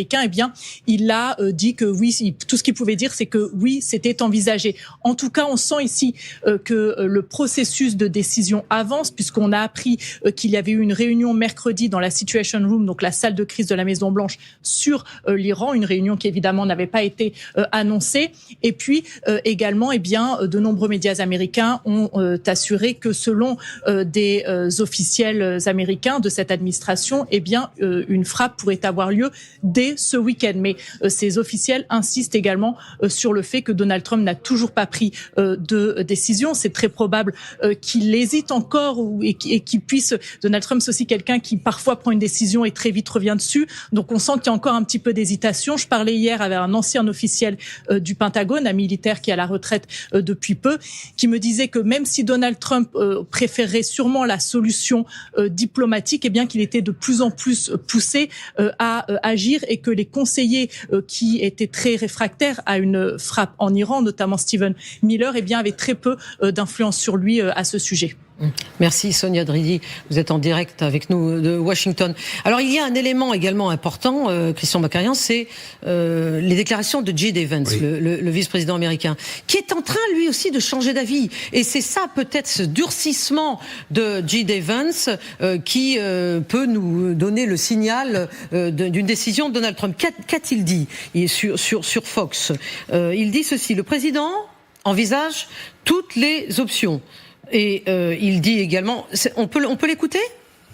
On peut l'écouter, alors on l'écoute. Avec plaisir. Le président a établi très clairement des lignes rouges que les Iraniens ne sont pas encore prêts à reconnaître et résoudre.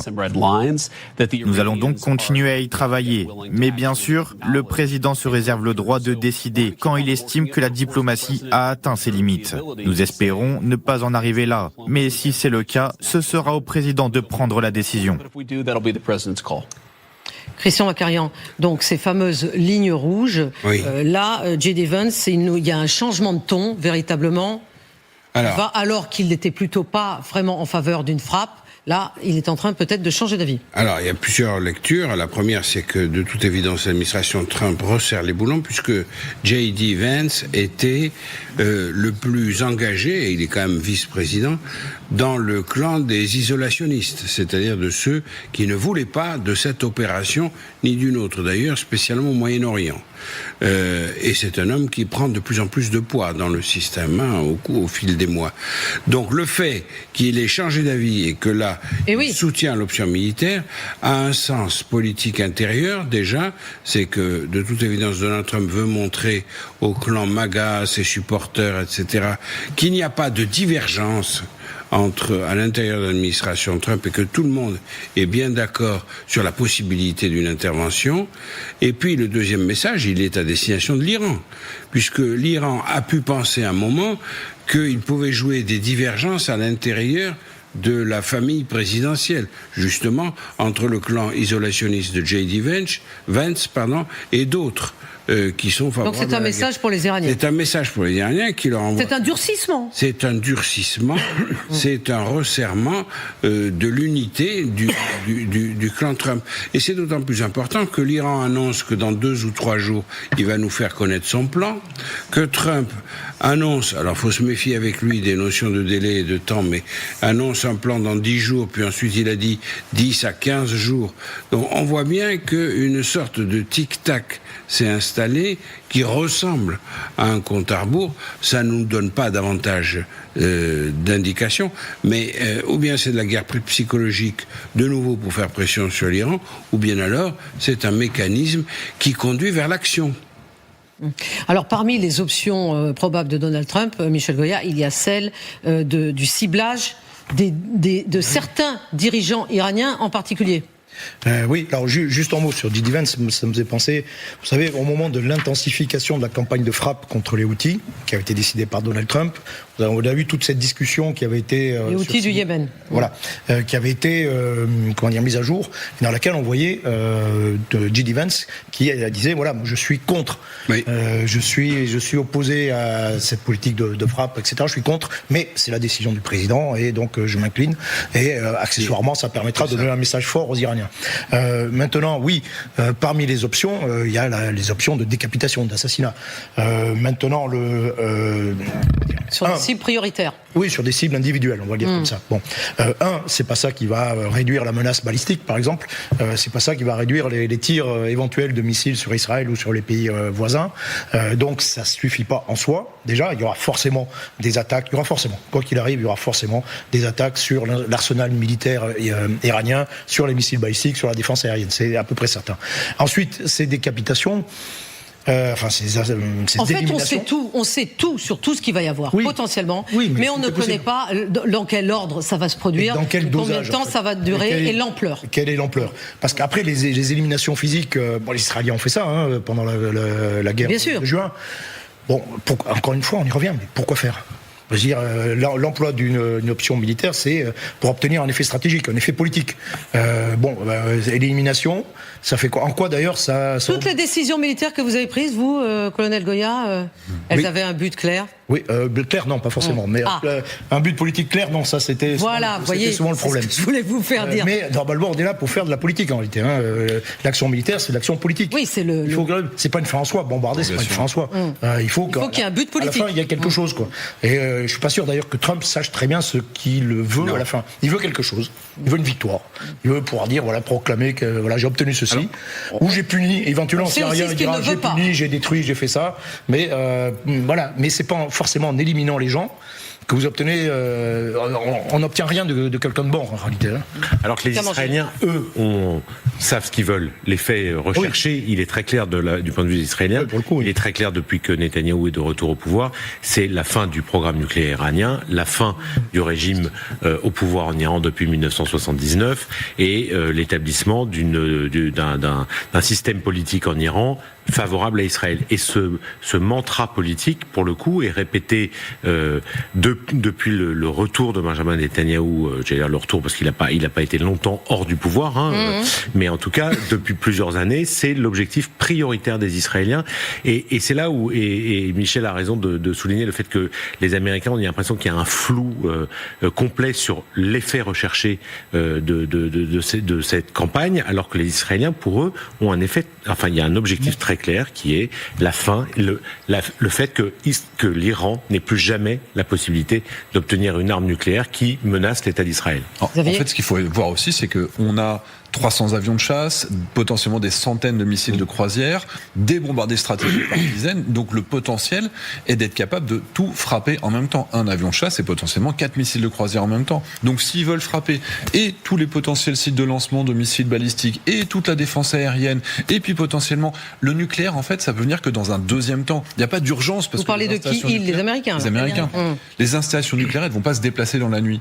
Par contre, et potentiellement, effectivement, s'ils commencent à bombarder, là, les autorités, peut-être qu'il faudrait les frapper, si c'est ça leur objectif, dans la première nuit, avant qu'ils se déplacent. Et le nucléaire n'est pas un objectif du premier jour, en réalité, parce que les installations sont fixes et donc on les connaît. Et en plus, l'idée de devoir détruire le programme balistique, le plus grand nombre de sites de lancement et de sites de production de missiles, va pouvoir contenir un tant soit peu une riposte régionale de l'Iran. Et c'est ça qui fait peur à tous les alliés des Américains dans la région, y compris Israël, mais Israël est prête à assumer les conséquences, c'est que les Iraniens peuvent riposter, ont des missiles balistiques, et même s'il y a une défense aérienne américaine extrêmement robuste en place, il y en a qui vont passer à travers. Et ça, c'est la chose qui fait extrêmement peur, parce qu'il y a une peur d'embrasement général du Moyen-Orient avec des frappes qui ne seraient pas suffisantes pour vraiment neutraliser la capacité de nuisance. Alors venons-en au point de vue d'Israël. Écoutons ce qu'a dit Benjamin Netanyahou, le Premier ministre israélien, hier à Jérusalem à ce propos. Si les ayatollahs commettent l'erreur de nous attaquer, ils feront face à une riposte qu'ils ne peuvent même pas imaginer. Et pour essayer de mieux comprendre la situation, nous sommes en ligne avec Stéphane Goldin. Stéphane Goldin, bonsoir. Vous êtes analyste sécuritaire. Vous êtes ancien commandant d'une unité d'élite de Tsahal. Merci d'être avec nous ce soir. Le niveau d'alerte de l'armée de l'air israélienne a été relevé. Des témoins rapportent une activité inhabituelle sur les bases aériennes de Tel Nof et Nevatim. Est-ce que vous pouvez me confirmer ces signes de préparation supplémentaire des forces israéliennes face à une potentielle confrontation? Oui, je peux le confirmer. C'est vrai qu'il y a eu une élévation du niveau de mobilisation, essentiellement sur les bases de l'armée de l'air. Encore hier, le chef d'état-major a fait, je dirais, a été dans plusieurs bases de l'armée de l'air, justement pour regarder, contrôler, discuter avec probablement les pilotes qui pourraient intervenir au cas où. Donc on voit très bien que Israël, en tout cas, se prépare à toute éventualité. Et en cas, évidemment, d'attaque du territoire israélien, et s'il y avait attaque du territoire israélien, évidemment, il y aurait automatiquement une riposte très très forte d'Israël sur le territoire iranien. Alors, face à la théorie de la première frappe, vous l'avez entendu, cette théorie, justement, la clé est celle de la défense antiaérienne, et le porte-avions américain USS Gerald Ford, qui est en train de rentrer en Méditerranée, on vient de voir les images comme quoi il a dépassé Gibraltar, pourra-t-il participer activement à la défense, justement, d'Israël ?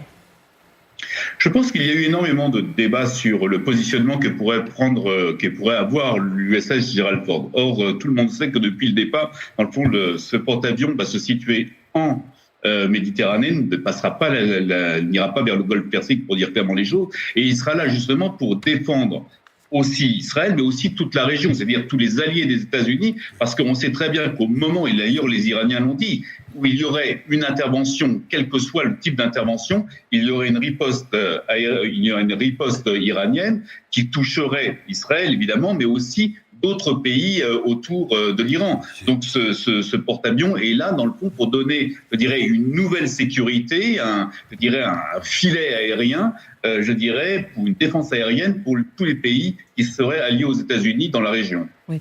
Donc, Christian Macarian, la clé, c'est quand même la défense aérienne, anti-aérienne.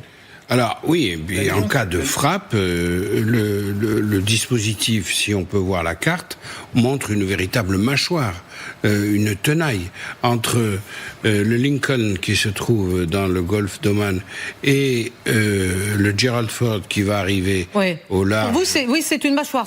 Ils sont très bien placés l'un comme l'autre. Il faut bien voir que il y a la défense d'Israël, il y a la défense des pays arabes alliés des États-Unis. Il y a aussi la possibilité de frappe parce que quand vous regardez la carte, le nord de l'Iran est beaucoup plus proche de la position prochaine de Gerald Ford qu'il ne l'est de la position actuelle du Lincoln, qui aura des difficultés et qui n'entrera pas dans le golfe Persique pour des raisons de sécurité évidentes, parce que c'est un véritable traquenard, le golfe Persique, pour un navire d'un tel tonnage et d'une telle importance. Donc on voit bien sur la carte qu'il y a une mâchoire qui s'est installée, et moi j'ai beaucoup de mal à croire à l'idée d'une frappe limitée, même si Donald Trump a utilisé ce terme, parce que là encore, l'intérêt d'Israël, et je soumets la question à Stéphane. Monsieur Goldin, oui. Posez-lui votre question. L'intérêt d'Israël, c'est quand même que la frappe élimine le plus vite possible la capacité de riposte israélienne.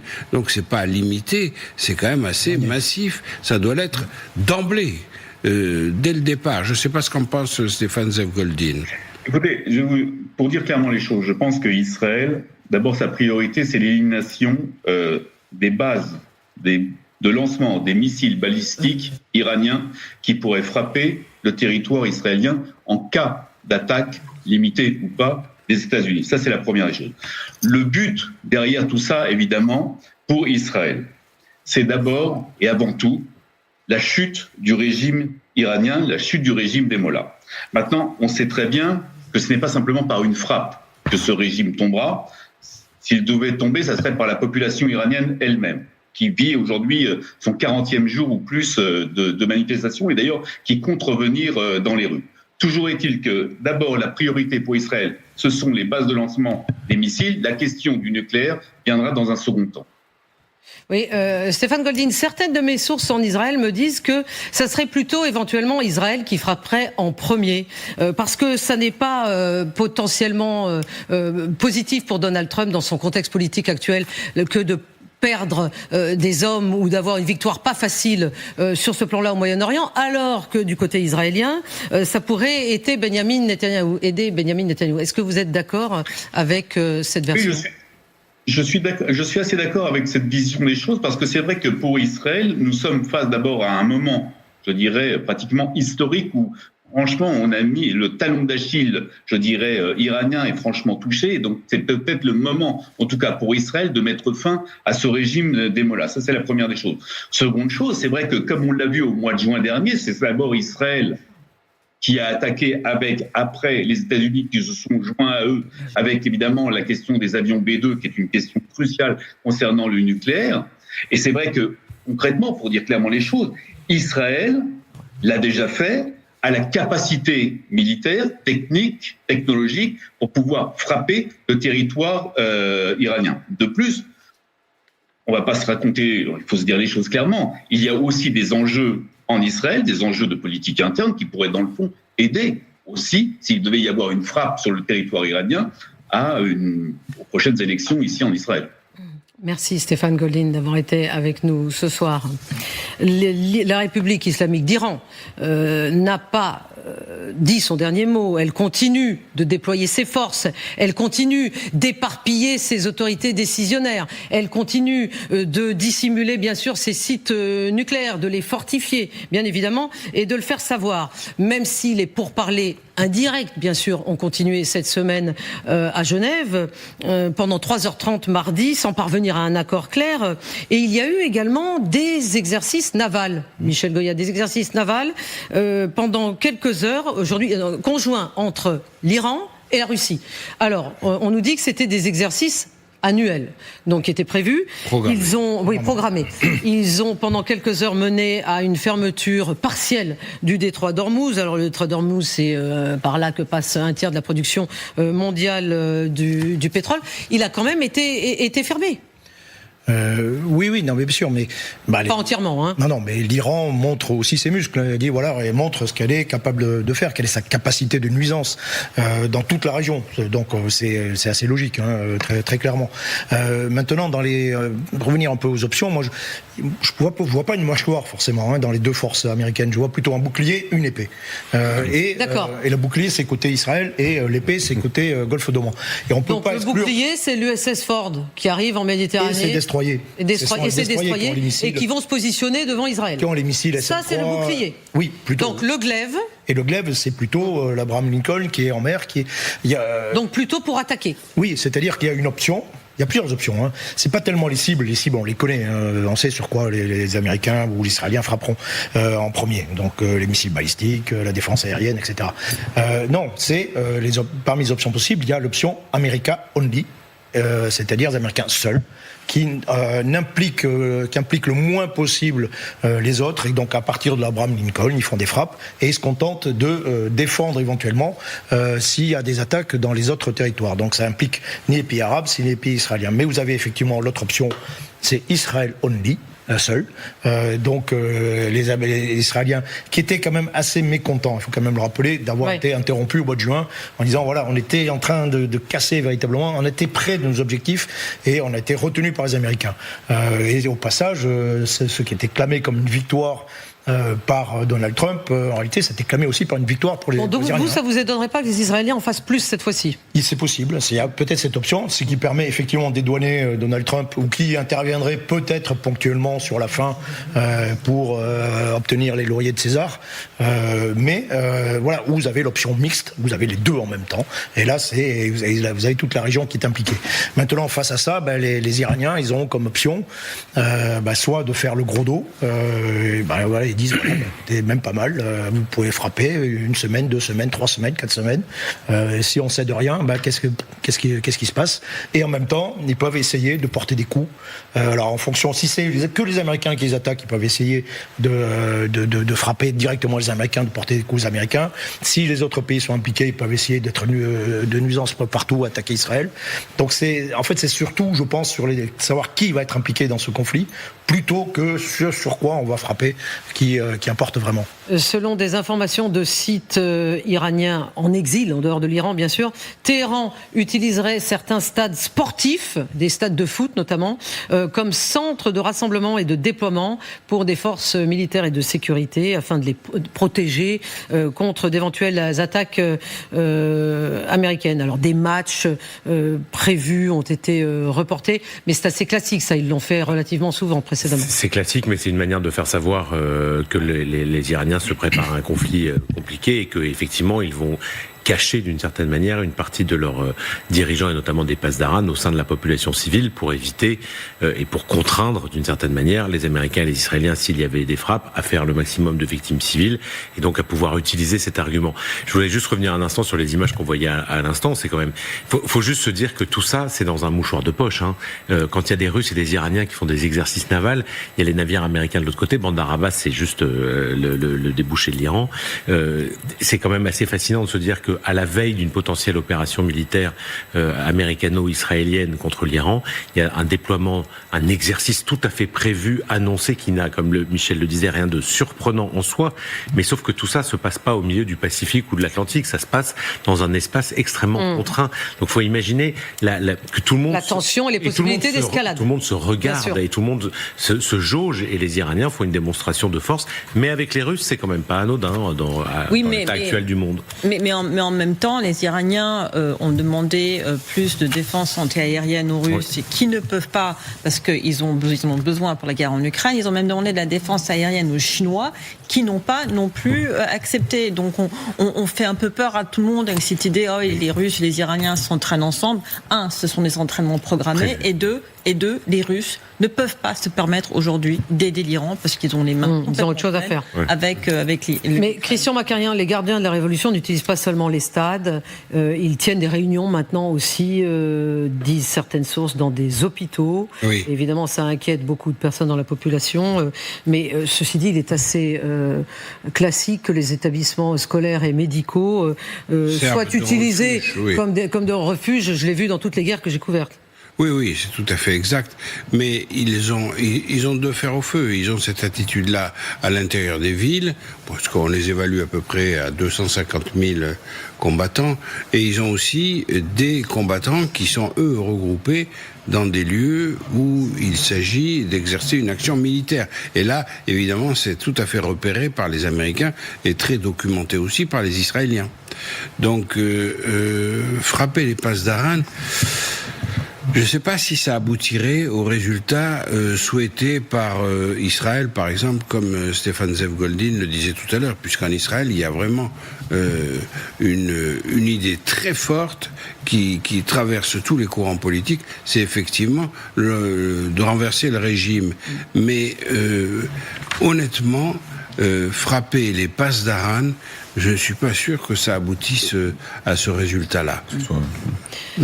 En tout cas, dans un contexte de forte tension internationale où l'Europe doute de son allié principal, les États-Unis, l'Allemagne multiplie les déclarations qui illustrent sa volonté de se réarmer. Dernière nouvelle en date, Berlin envisage d'acheter 35 avions de chasse américains, bien sûr, F-35 supplémentaires qui pourraient être vecteurs d'armes nucléaires.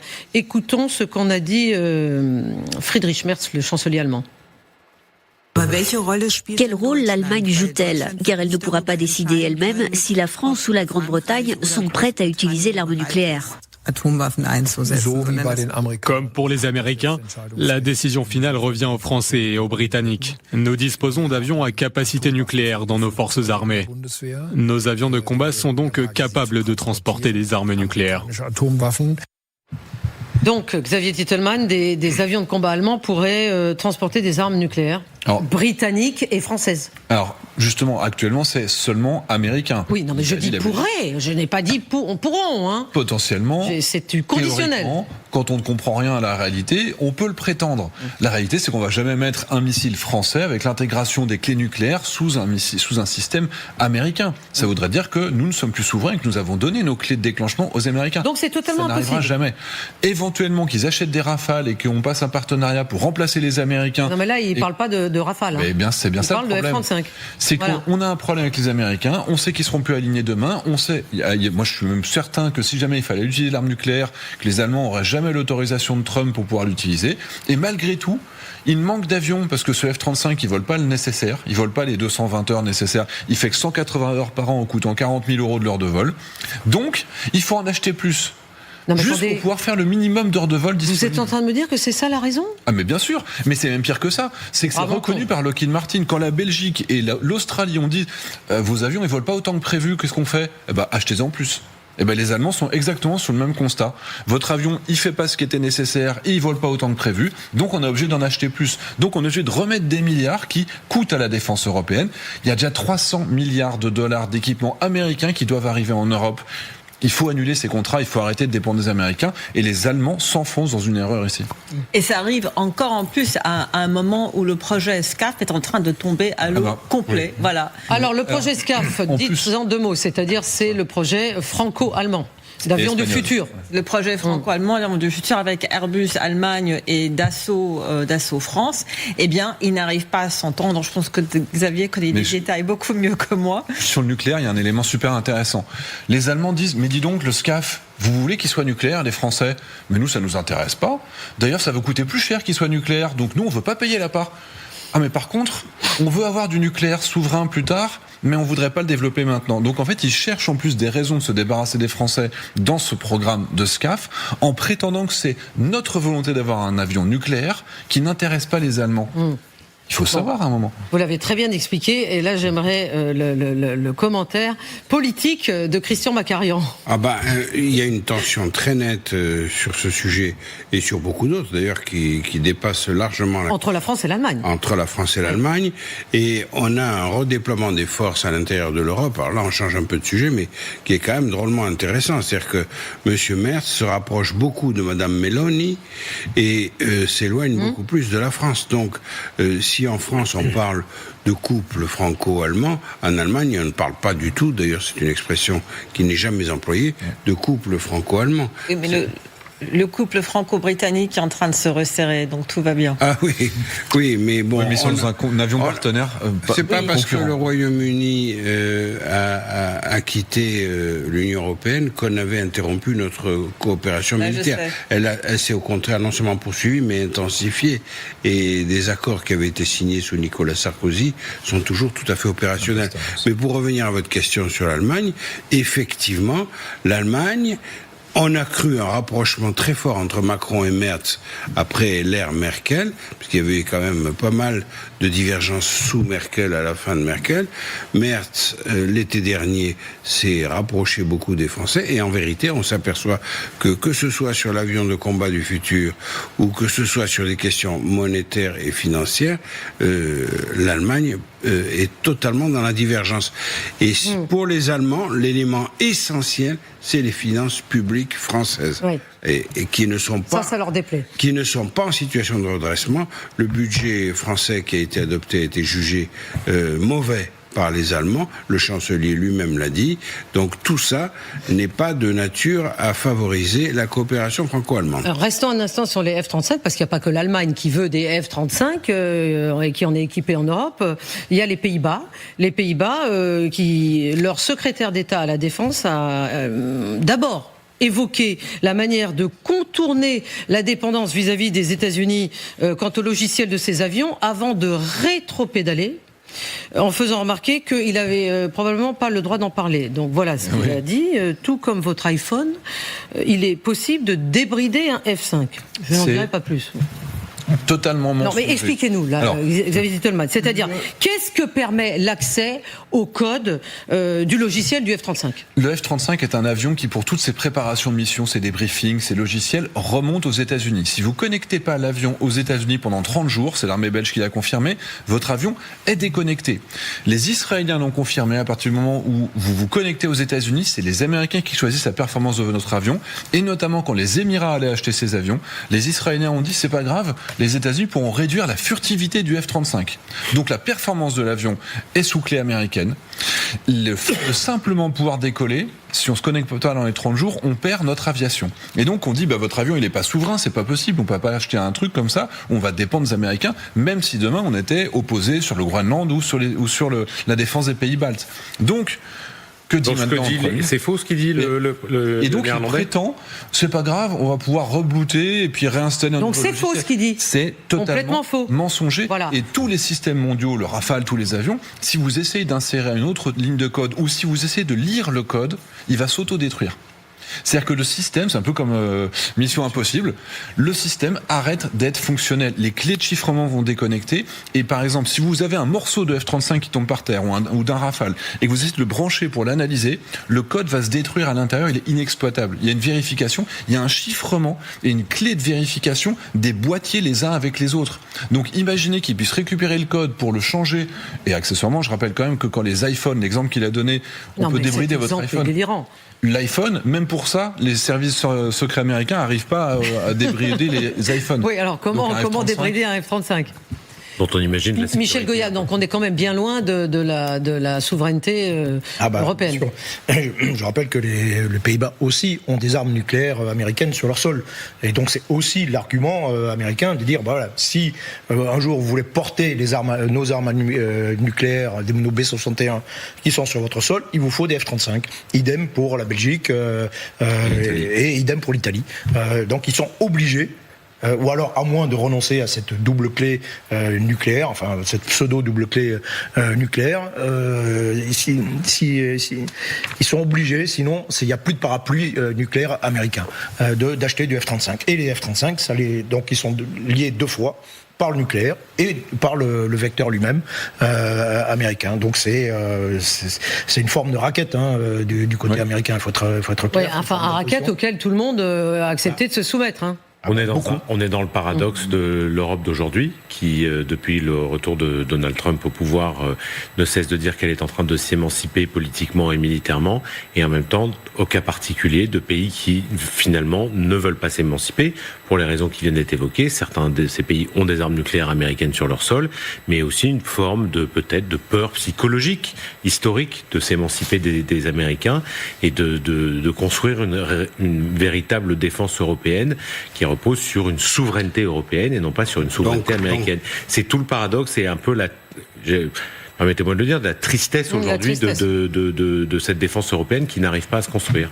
Donc quand Donald Trump tense les pays européens parce qu'ils dépensent pas assez en matière de défense et qu'il exige qu'ils atteignent 5%, il oublie systématiquement de compter l'achat de matériel américain, qui fait partie de l'addition quand même. C'est de l'argent qui est versé aux États-Unis. Il l'oublie volontairement. Il l'oublie volontairement. Donc si on fait le compte sérieusement, il faudrait rajouter toute l'aviation et tout le reste, parce qu'on a aussi beaucoup de matériel terrestre et naval qui est américain. 60% du matériel européen. 60%. Et 300 milliards de dollars de matériel qui sont à livrer américains vers l'Europe. C'est dramatique. Donc vous êtes revenu de vous-même, voyez, je n'ai même pas eu à vous le dire, à Donald Trump. Et Donald Trump, autre sujet assez étonnant, à propos des extraterrestres, figurez-vous, et ne riez pas. Il y a ceux très sérieux qui croient à leur existence, l'existence des extraterrestres, je n'en fais pas partie. Et il y a ceux qui n'y croient pas vraiment. Donald Trump, c'est de savoir s'il regardait le CI. Donald Trump, bien sûr, regardez le CI. Donald Trump, qui ne perd pas une occasion d'égratigner son prédécesseur, a surpris tout le monde hier, depuis son avion Air Force One, en évoquant ce sujet, oui, le sujet des extraterrestres. Il a divulgué des informations classifiées, il n'est pas censé faire ça. Donc les extraterrestres existent bel et bien ? Je ne sais pas s'ils existent ou non, je peux vous dire qu'il a divulgué des informations classifiées, il a fait une énorme erreur. Bon, il parle de Obama, de Barack Obama. Il dit que Barack Obama, attention, tenez-vous bien, il dit que Barack Obama a divulgué des informations classifiées sur les extraterrestres. Non. Samantha, alors, juste rembobinons un peu l'affaire. Le 14 février, dans un podcast plutôt détendu, Obama avait effectivement évoqué les extraterrestres. Oui, et il avait dit qu'il pensait qu'ils existaient, mais que lui n'en avait jamais vu et qu'il n'avait jamais vu de documents prouvant leur existence. On va écouter immédiatement ce qu'avait dit Barack Obama. Aliens real. Les extraterrestres existent-ils vraiment ? Ils existent, mais je ne les ai jamais vus. Et ils ne sont pas détenus dans... Comment ça s'appelle déjà ? La zone 51. La zone 51, oui. Il n'y a pas d'installation souterraine, à moins qu'il y ait une énorme conspiration et qu'il l'ait caché au président des États-Unis. Donc la zone 51, c'est une zone au Nevada où un ovni se serait écrasé dans les années 50 et où on aurait même fait de la vivisection sur des corps d'extraterrestres. Mais pour aller aux choses plus sérieuses, les États-Unis prennent la question des extraterrestres très au sérieux. Il y a même eu ces dernières années plusieurs séances au Congrès pendant lesquelles des députés ont interrogé des pilotes et des militaires haut gradés sur la question de ce qu'ils avaient vu dans le ciel, sur des objets volants non identifiés qu'ils appellent aujourd'hui Unidentified Aerial Phenomenon, ou UAP. UAP, ouais.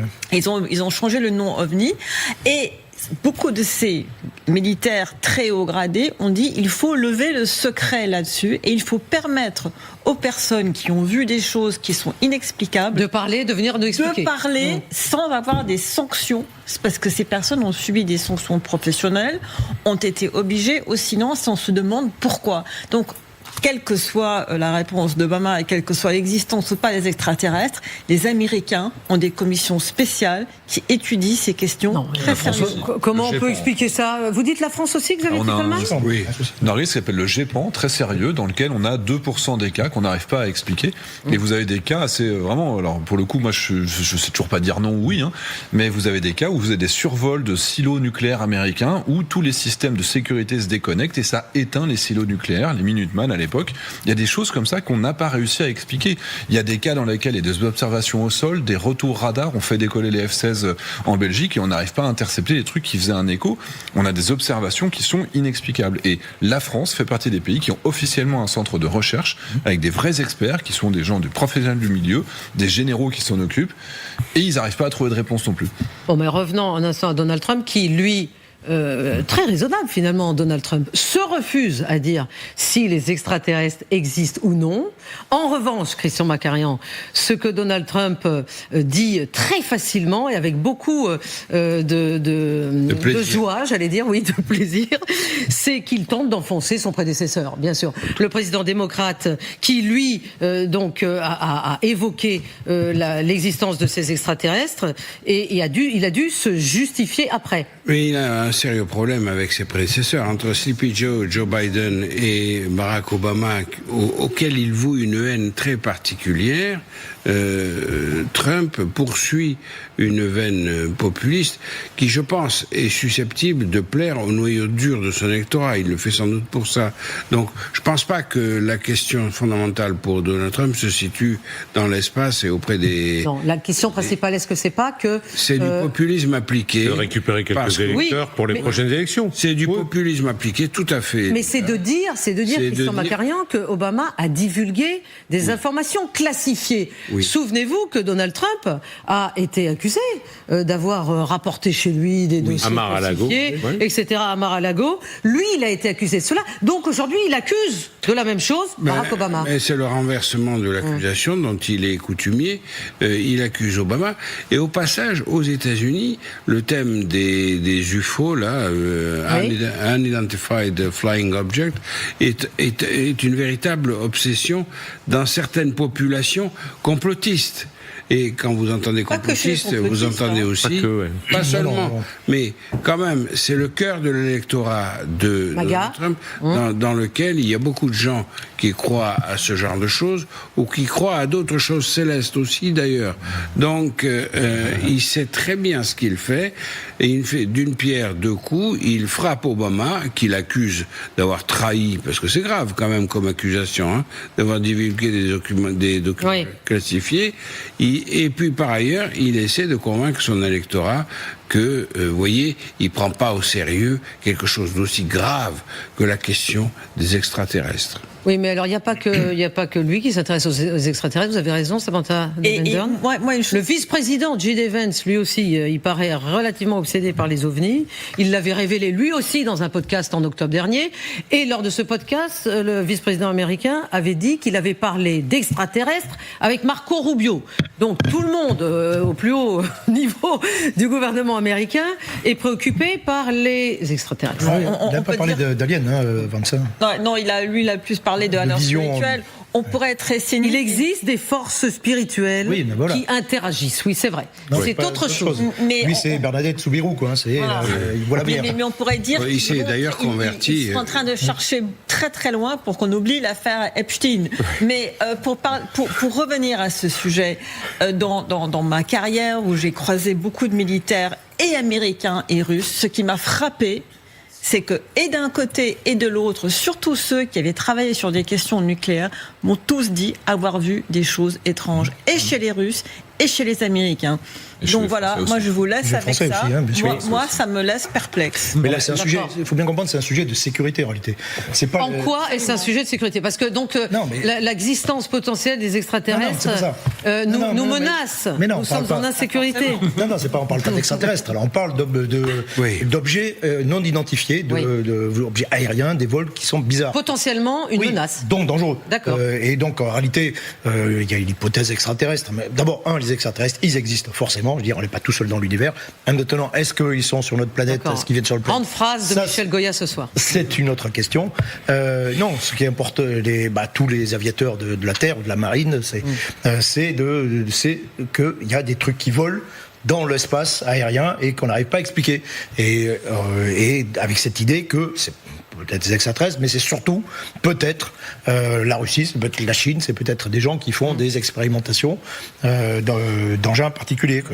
Alors, il en est un effectivement qui a sauté sur l'occasion, c'est Kirill Dmitriev qui s'est fendu d'un tweet. Le voici. Comme prévu, des extraterrestres pour le grand final de la saison. Peut-être qu'Obama en est un. Tout comme les dirigeants de l'UE et du Royaume-Uni. Cela expliquerait leurs efforts pour saper la civilisation occidentale de l'intérieur. Je vous ai gardé le meilleur pour la fin, Lucas Bangel. C'est parfait pour le narratif de Donald Trump qui confond, faut quand même le dire, parce que dans ce podcast dont on parlait, vous avez bien vu tout à l'heure, Barack Obama, répond sur un ton très humoristique, détendu, bien sûr, avec ironique. Quand il a été obligé de se justifier ensuite. Oui, il était obligé de se justifier, mais là, c'est du pain béni effectivement pour le Kremlin, qui est de dire, voyez bien que finalement il n'y a que Trump qui est rationnel et à qui on peut parler. Tous les autres sont de dangereux aliens qui menacent la civilisation occidentale. Moi, je peux juste laisser une pensée pour ceux qui vont bientôt se coucher. Qu'est-ce qui est plus terrifiant d'imaginer que nous sommes les seuls qui soient arrivés à un niveau d'avancement auquel nous sommes arrivés, que nous sommes la seule vie dans tout l'univers, ou bien qu'il y ait d'autres vies? Qu'est-ce qui est plus terrifiant pour vous, téléspectateurs? Quelle question philosophique. Moi, je sais qu'est-ce qui est plus terrifiant pour moi. C'est qu'on soit tout seul et qu'on soit vraiment le fruit du pur hasard. Je préférais qu'on soit nombreux. C'est pas très sympa pour les insomniaques. Je veux dire, dans mes travaux de retour d'expérience, j'ai quand même travaillé sur l'hypothèse d'une guerre contre une civilisation extraterrestre, voir matériellement comment ça pourrait se passer. Mal. Donc surtout Samantha de Bendern a évoqué les personnes qui allaient se coucher, peut-être dormir, mais il y a aussi celles et ceux qui continuent à nous suivre sur LCI. Ils ont bien raison, parce que existence d'OVNI ou pas, l'information continue sur LCI. Et dans l'espace. Et dans l'espace, bien sûr.